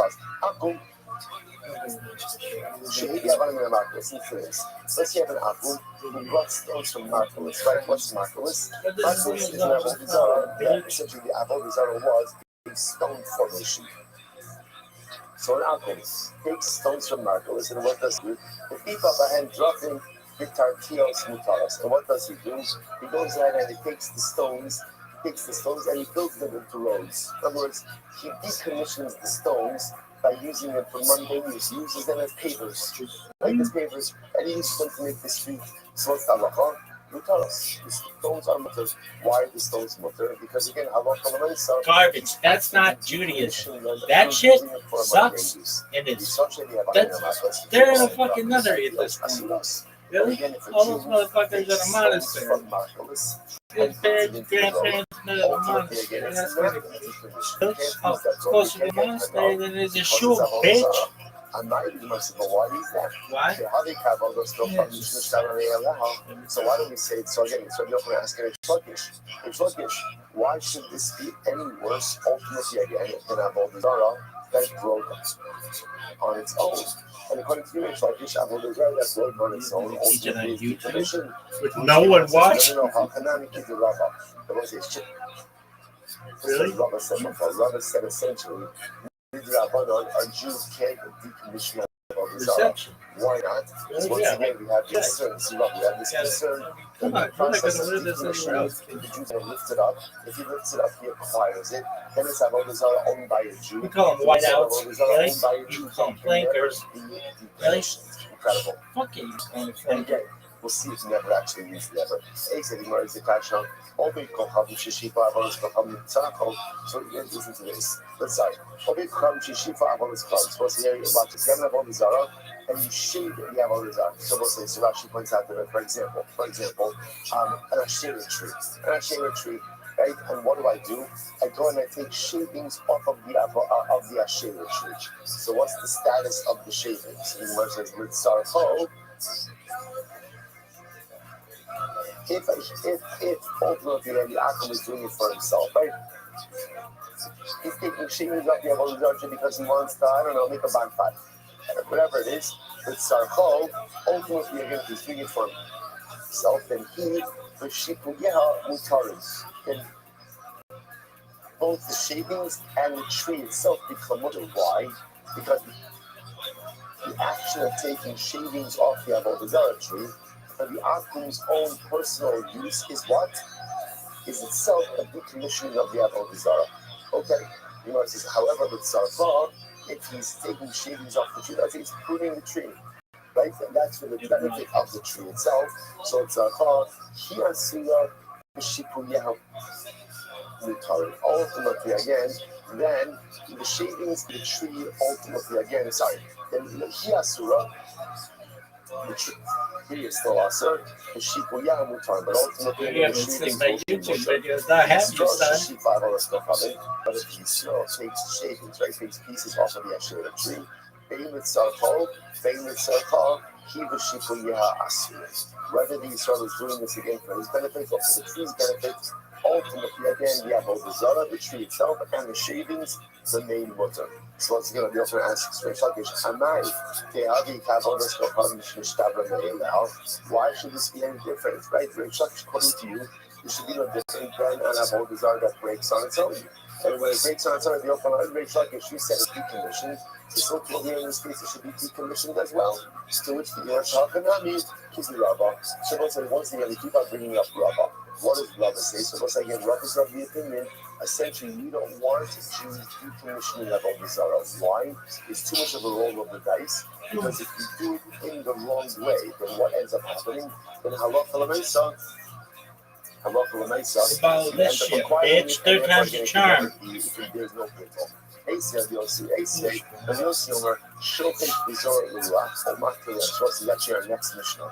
Our next Mishnah that we're going to see, yes, Hashem.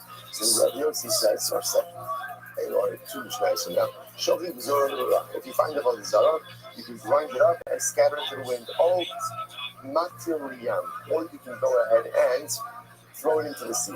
And let's say we're going to feed this. We're talking about if you find an Avodah Zarah made of metal. So what do? Grind it up, scatter it to the wind, or throw it to the sea. Gemara says, Amuro, then you can't do it. Because if you scatter it into the wind, then what can happen? It can become fertilizer. Which one says, Yeah, but is it our time? Reading, you can't retain any part of Avodah Zarah for your own use. But I'm not going to, once again, if you're going to ask for a Lakish, I might. How do you cover this? But once again, why? Rish Lakish 23, this should be fine. 23, Rish Lakish, even if Avodah Zarah breaks on its own, ultimately,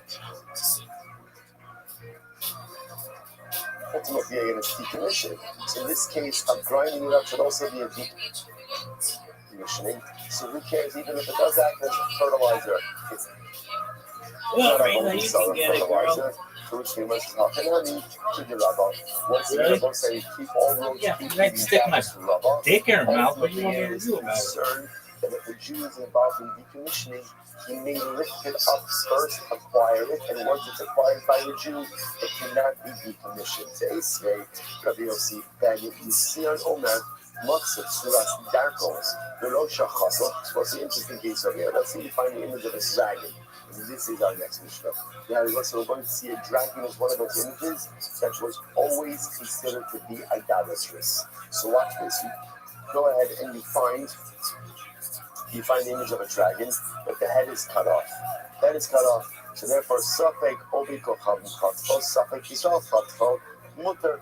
So if I'm not sure, did a Jew decapitate the dragon, right, or did an Akum? It's Mutter. It's Mutter. The one says, on the other hand, Bada Yisrael Chatfo, Asr. But if Yisrael was going to cut off the head, it's Asr. The one says, I'm not. I understand why should it be any different than it's a second. So why should it be any different than a case ultimately again of Avodah Zarah that broke on its own? Once again, the Gemara says we are concerned ultimately again about the concern of Rabbah. So most like essentially to begin to see the theme over here. We don't want Jews involved in Avodah Zarah at all, even with the decommissioning. We just want Jews to stay away from idolatry. If a Chazal were to the point that even the decommissioning of a Jew doesn't work, out of concern that he may pick it up, acquire it, and create even greater problems going forward.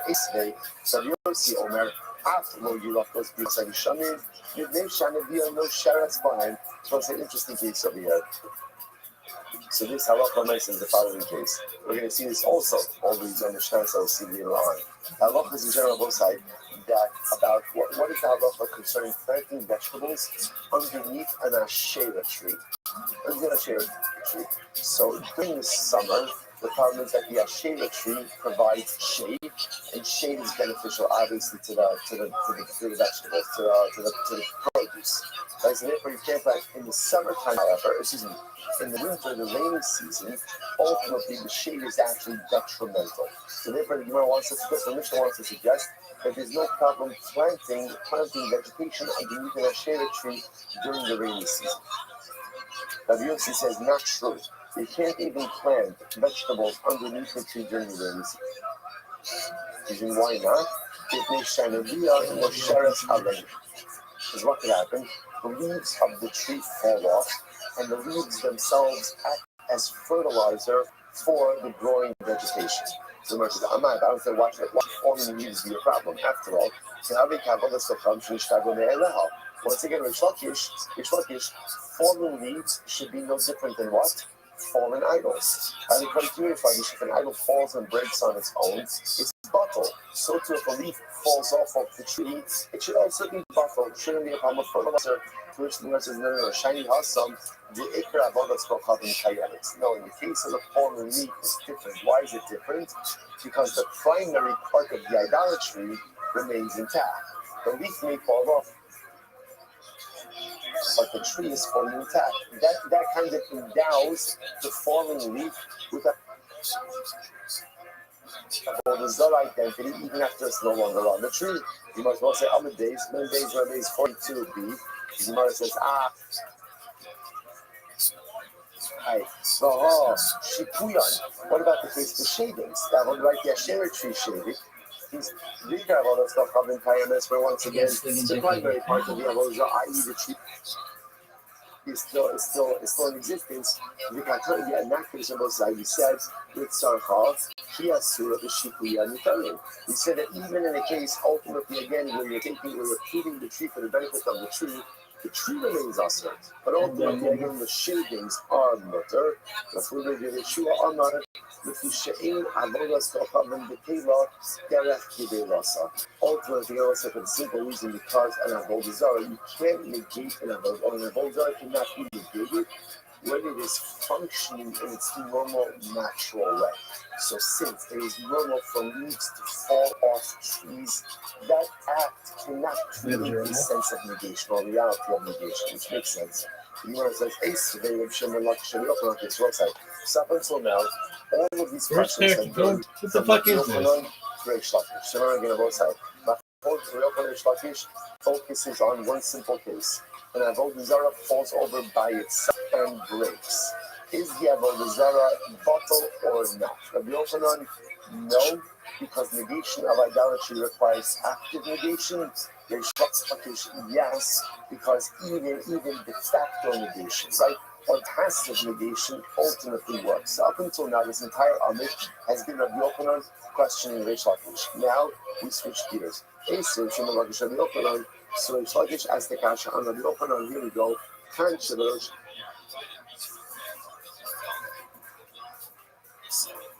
That you don't like this. Well, now you go more. What's the interesting case here? You have a tree. Now the tree belongs to Hektish, right? The tree belongs to the in the flesh. Now what happens? There's a nest on top of the tree. Some birds made a nest on top of the tree. What's the halacha? Lo yanin v'lo mo'alim. You really should not get benefit from the nest. But if you did so, you have not committed milah. Now let's say so again. Rashi says over here, second Rashi from the top, lo yanin, that's midrabanan. So you can't get benefit, midrabanan, v'lo mo'alim. Right, but obviously, again, the nest itself is not considered to be part of the tree, and therefore, if you do get benefit from the nest, ultimately, again, it's not milah. Fine. So let's analyze. The Barosh Shel Asherah, what about if the nest is on the top of an Asherah tree? It's the same case. I have an Asherah tree. On the top of the Asherah tree is a bird's nest. I want to get benefit from the bird's nest. So what could I do? Yatiz Bakana. So what can you do? Knock down the nest, ultimately again with a piece of wood, and therefore you can go ahead and get benefit from the nest like that. So let's say, so you know, say Yatiz Bakana. I'm sorry.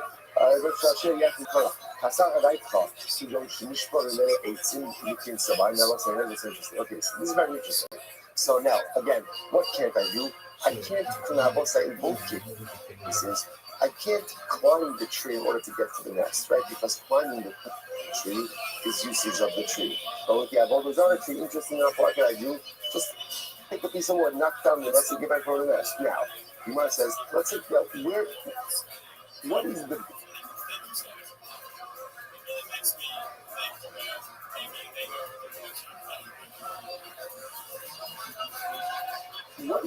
bird building the nest from? Now, the assumption over here is the nest on the Asherah tree is being built from wood or from twigs from the Asherah tree, right? And yet, what does the Gemara say? You get benefit from the nest. You can't scale the tree, but you can get benefit from the nest. But that nest is made from broken pieces of the Asherah tree. What do you see from here? That once avodah zarah breaks, right, even on its own, even though it has not been actively broken, it's decommissioned. So the Gemara says, the assumption over here is that the bird is building its nest from twigs, broken pieces of the Asherah tree. And yet the nest is mutter.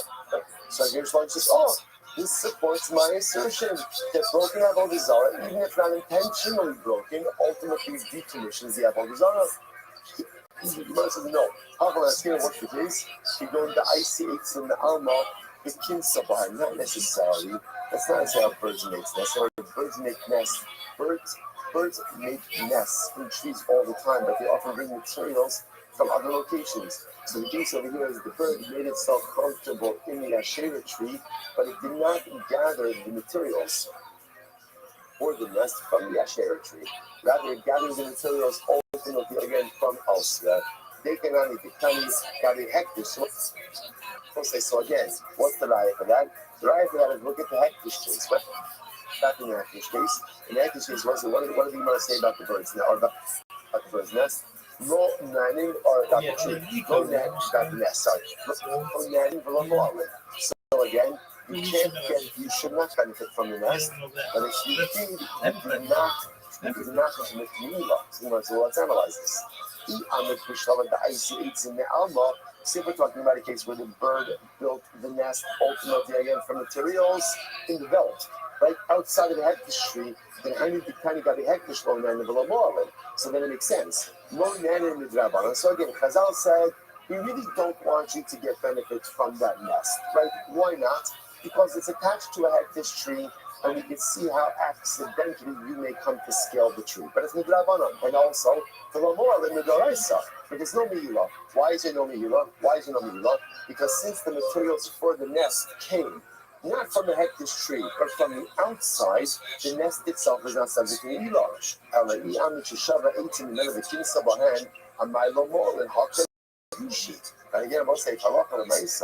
the bird is building the nest from the tree itself. That means, again, if this nest from twigs from the hectares tree, then what's the status of the nest? The status of the nest? It's hectares. If it's hectares, ultimately, again, then you're not allowed to benefit from it, midaraisa, and it's even midaraisa, to which the Gemara said.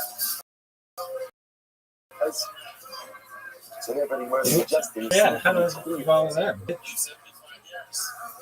That halacha rights we're dealing with both cases in the Asherah tree and in the hectares tree, where the bird is making a nest from other materials, not from the Asherah tree and not from the hectares tree. To which the Gemara says, not necessarily. The Gemara says, Midi area, Haka bigidulin haboyin la'acham ikanaskinan. So we'll say maybe not. It's actually quite possible that in both of these cases, say in the hectares case, that the bird is making its nest from the actual hectares tree itself. But if the bird is making its nest from the hectares tree, then why is that nest not asr midorais? Right? What's going on over here? To which the Gemara says, listen to this. The Gemara says, what's the case over here? Someone saying, this is a fascinating figure which we'll get to. When you're makdish something, right? So obviously the item as it is hegdish. What about if that item grows things afterwards? Are those subsequent growths considered to be hegdish as well? So what's a good example of this? A tree. I'm not dish a tree, on Tuesday. And then 3 months later, there's new branches, there's new growth. Are those new branches and growths subject to the hegdish designation or not? That is a machlokes. That is called gidulin haboin la'achar growth which occurs after the designation. So the most they were talking about over here is the birds. So again, I was not pitched the tree. And then again, 3 months later, when new branches grew, the bird took twigs from the new growths. So and I made the nest out of those new growths. And therefore, again, so now is the nest hegdish? It depends. That's a machlokes. The Gemara says because sabar ain't either the gidulin. And the author of this price or the author of this mishnah holds that Allah Kalamaysa, the hegdish designation devolves upon the tree that's in existence at the time of the designation. But anything that grows afterwards is not subject to hegdish, and therefore, again, the nest is mutter. Incredible. Rabbi Abo, Amar Yochanan, my yacht is ultimately, what does it mean? Rabbi Abo is meaning that. What does it mean when it says you can knock the nest down and get benefit from the nest? That frozen. It doesn't mean the nest, it doesn't mean the nest itself. It could very well be that the nest is awesome. The nest is awesome in both cases, because it's made of a shera or because it's made of a hegdish. Either way, it's awesome. So what's mutter? What can you get benefit from? The chicks. Whereas when we say knock down the nest, what it means is get benefit from the contents of the nest, but not the nest itself. And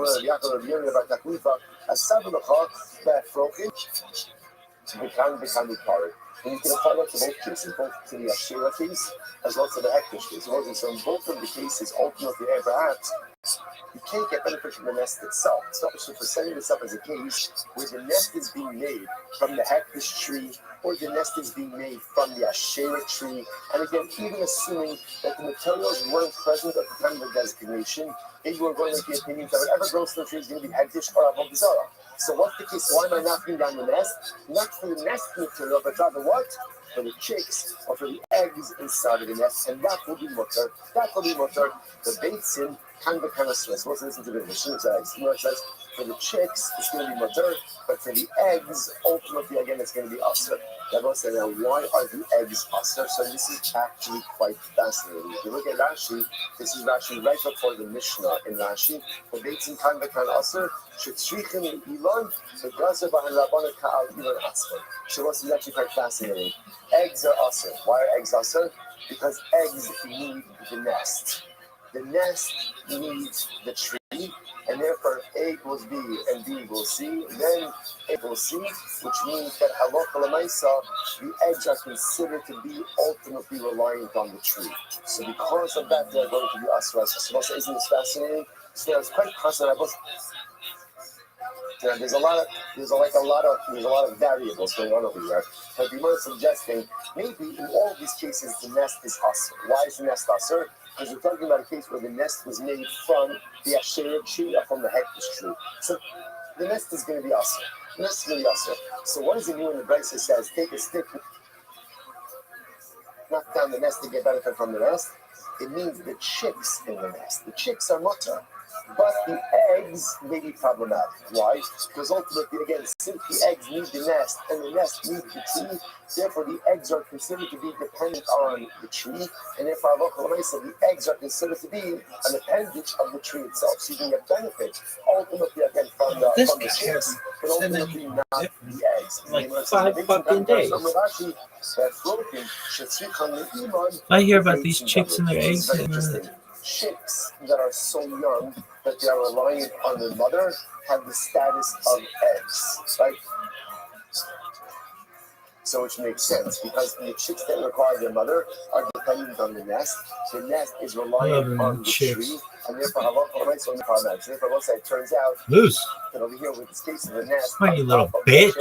This tree, you obviously can't scale the tree regardless. Right? By the by, holds up. Right. What can you do? You can knock down the nest. But why are you knocking down the nest?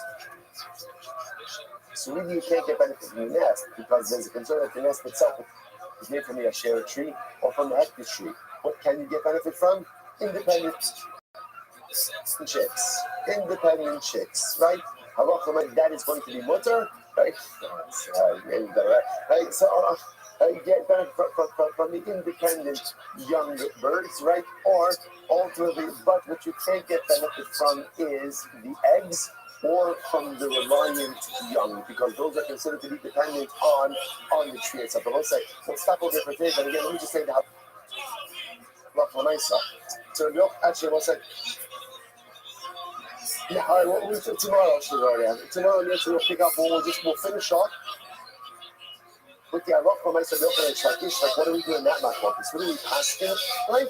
And then Yetz Hashem will continue Yetz Hashem, adventures in Avodah Zarah. Shtayach, everyone. Right, everyone's have a great day.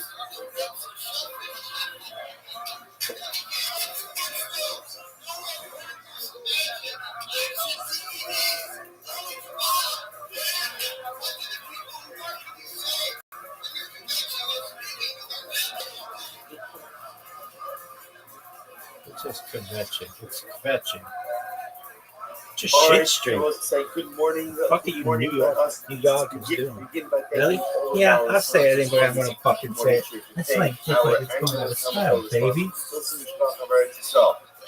Dedicating all the Shimon structures this year as it's close to the Soros Tovos and Yisrael. Our television sponsors for the month of Av, our Balvin and Tova, Stephen and Wendy Drazen, in honor of their parents, Israel Drazen, Gina Drazen, and the Roses White, in memory of Henry Roses White, from the Rafa. Our week of learning sponsors, Abby and Joe Hirsch, with appreciation. Share the entire Gula and for the Chayalim and the Swiss the Chayalim and all of those sacrificing of Saudi. And Maish and Devorah Wordesheim are the only sponsors for today. Finish from the site of Aye Leib and Torah. All of the Misham Sabnali and the families in the Hama, all of those leaders who are Shabbat, Kedot, Holy Yisrael. This Rakush and Message gave home our hostage of the Shalom and the Parov, allow our holy soldiers to be successful. So with that, let us begin about Hashem. We have a lot to do today. Today's daf is Mem Days. Today's daf is Mem Days, and we are picking up in Yetz Hashem on Mem Aleph Days 41b, and we left off the In Safek Motzim Kadai, which is 2, 4, 6, 8, 10, 12, about 15. From the bottom. So I'll say, remember again, in yesterday's daf we made a fascinating distinction between finding broken pieces of what we call slumim versus finding broken pieces of what we call avodah zarah. What's the difference between those two terms? Slumim are images. Images, maybe they were worshipped, maybe they weren't worshipped. Avodah zarah was definitively worshipped. So the Gemara says that if you find pieces of avodah zarah, essentially you still have to shake it and off from them. Why not? Because again, there's a suffix. What's the suffix? Did an akum decommission them or not? That's our shayla. Now, an akum, and we're going to discuss this more today. An akum does have the ability to decommission avodah zarah, but it has to, now again. Then we have machlokas of Yochanan and Chalkish. Do you need active decommissioning or can it even be passive decommissioning? But again, we'll get back into that in a little bit. That's our overarching method. Over here. So the Yochanan says it has to be active decommissioning. Reish Lakish says even passive decommissioning. Nafkamin would be if the idol falls over by itself and break. According to the Yochanan, still an idol. According to Reish Lakish, it has lost its idolatry. This is important. So let's say, but again, So that's why if you find pieces of an Avodah philosophy, if you find pieces of the slumming of an image, it's going to be mutter. Why is it mutter? Because it's a spec steak. What's the spec steak? Suffix number one is maybe it was never worshipped. That's number one. And number two, ultimately, again, even if it was worshipped, maybe it was decommissioned. So the idea, jumping back to Avodah Zarah for just a second, the reason why ultimately, again, by Avodah Zarah, it does not work is because Allah is saying, in suffix motim needs bad. Ultimately, again, the suffix that maybe with decommission doesn't go ahead and take it out from the fact that it was Avodah Zarah. So now there are questions that principle. Maybe something motivated. Is that true?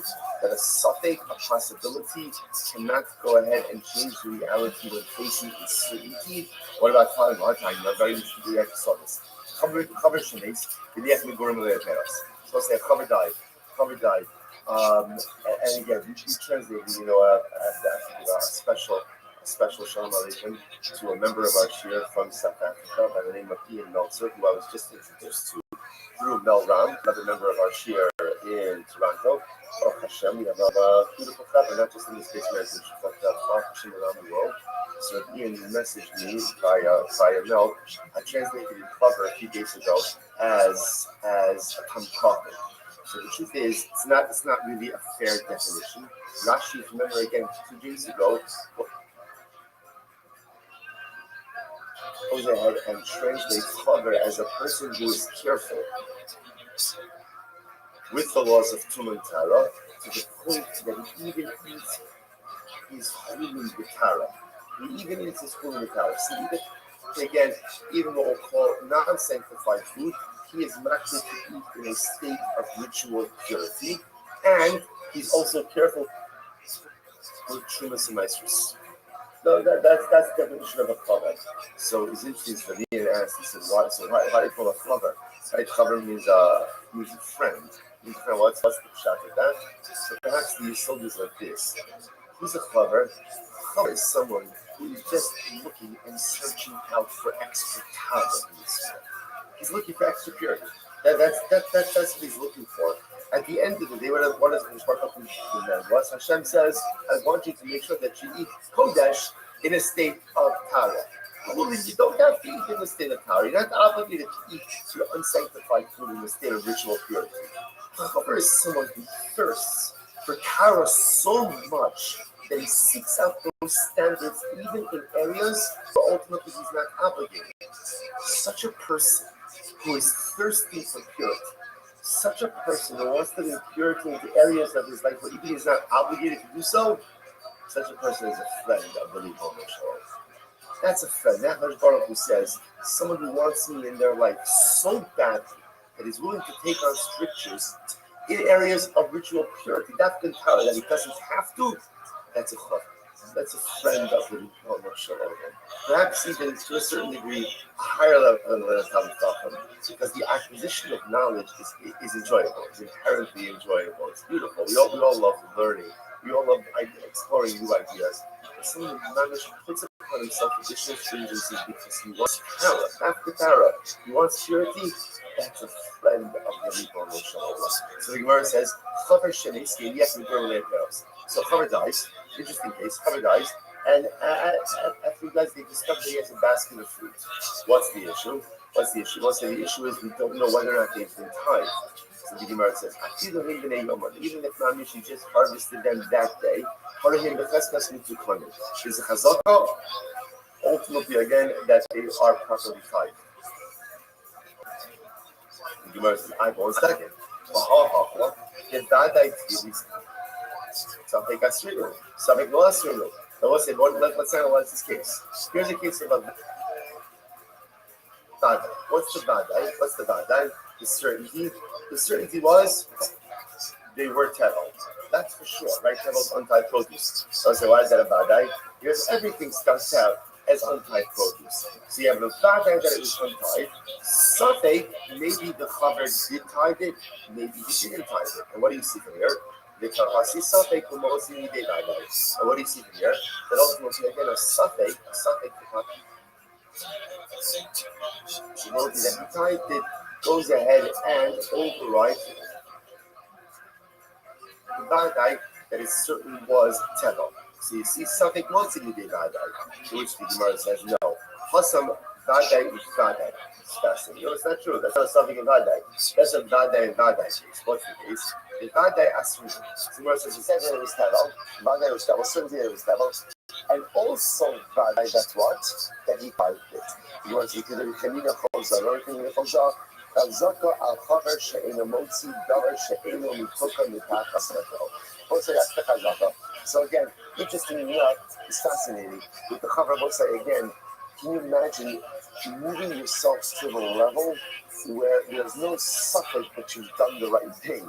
You have to understand, right? What does that mean to get to that level? Where the halacha looks at me and the halacha says, this guy certainly did the right thing. Our chaver does not leave untied produce in his possession. From the moment it comes into his possession, it's tied. And therefore there's no suffix in vadai, there's only vadai and vadai. Incredible. Levi's another possibility is, it says suffix to suffix group. Interestingly enough, really it's a suffix and a suffix. How so? What does that mean? Afshar the abad kilaboshia. Possible that the chaver conducted himself by the Moshe. What's the Moshe? The Amar, Ma'adin Adam Atu also, who Machnusa the Mots Shalom, Kadesha take the Henta or color to determine a Maisa. I suppose that is an interesting case. There is, technically speaking, a nicer loophole, a tithing loophole. What's the tithing loophole? Without getting into all technicalities now, in order for produce to be subject to tithing obligations, there has to be what's called Riyas Abayis, right? It has to come into the home, through a normative entrance. Technically speaking, if you were to bring your produce in, let's say through the window and not through the door, technically it's nicer exempt. Now again, there are limitations on that also. So the Gemara says over here, there's really no suffix, no vadai. Why? Because it's actually possible, even if you want to go into the fact that maybe it's a suffix if the chaver ties it or not, it's also a suffix if what? If the produce was ever subject to Shumas and Esrus. Why? Because it's possible that literally again you use this legal loophole of bringing it in through the window, and therefore it was never subject. Okay, so the Gemara says, one second, there ain't something more things about it. So remember, the Gemara is questioning this principle. Right? The Gemara put out there like a law, a principle. The principle was, Ein Safek Motse Midei Vada. Right? That ultimately, again, a possibility cannot change the reality of a certainty. So you want to say, really, is that true?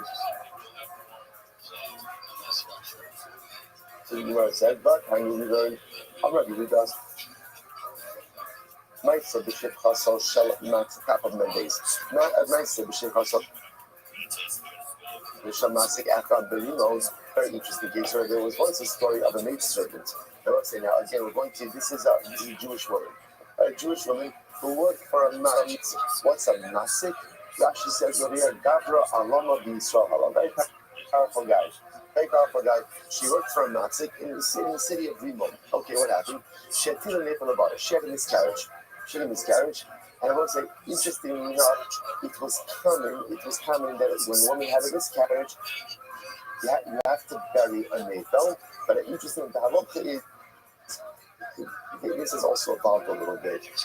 They would put a navel in a pit, in other words, in a nondescript grave. In general, we'll say the halakha is, you have to bury a navel, you have to bury a miscarried baby. But we do not bury it in a marked grave. We do not do that. If you bury it in the gravel, we do not bury it in a marked grave.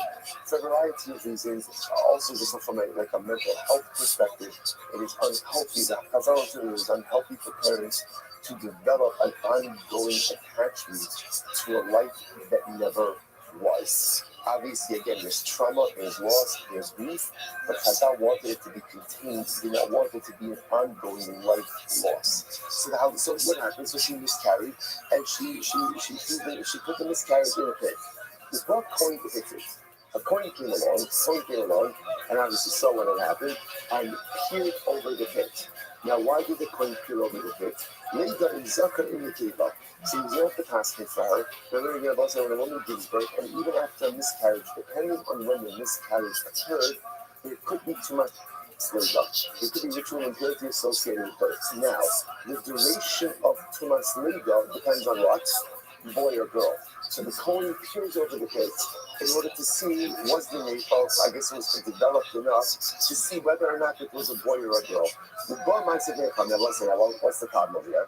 The problem is, by peering over the pit, what did the coin essentially do? Tumas Ohel.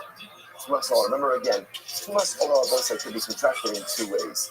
You could be under a roof together with a mace, or you could be the roof over the mace. So technically speaking, if there's a corpse, let's say again, I'm standing next to a corpse underneath the sky, but I lean over the corpse, I am the Ohel. I am the Ohel. So here the coin went ahead and leaned over the pit to see is it a boy or a girl. And what happened? You got myself this episode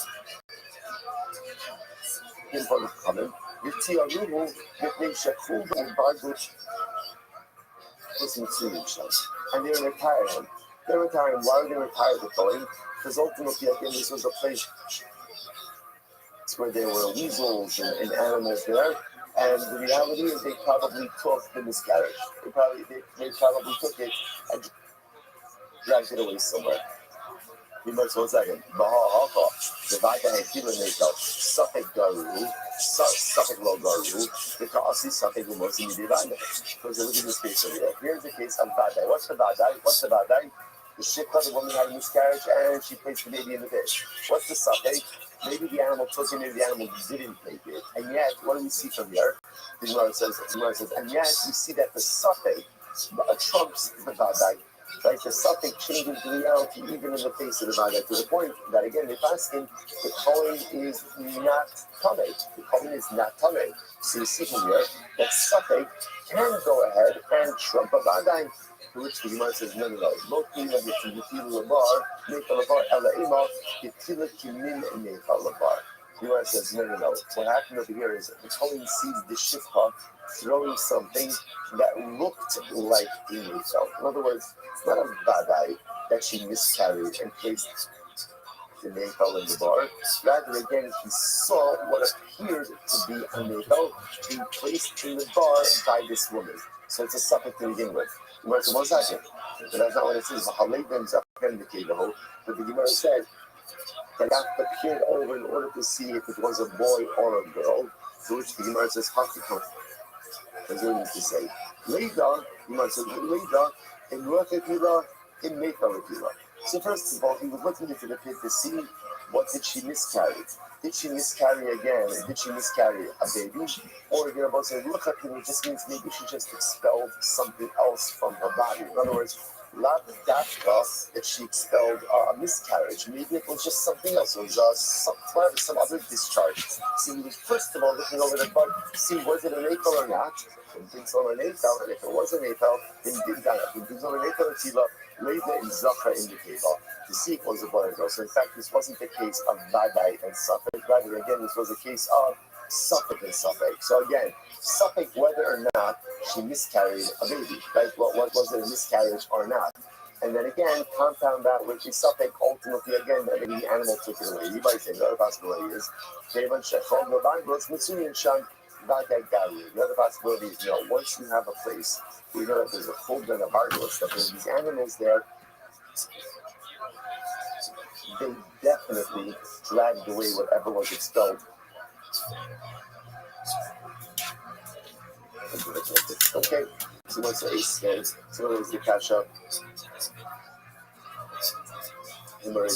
So again, so just we'll pause over here for just a second. So just understand, the Gemara essentially seems to say that case of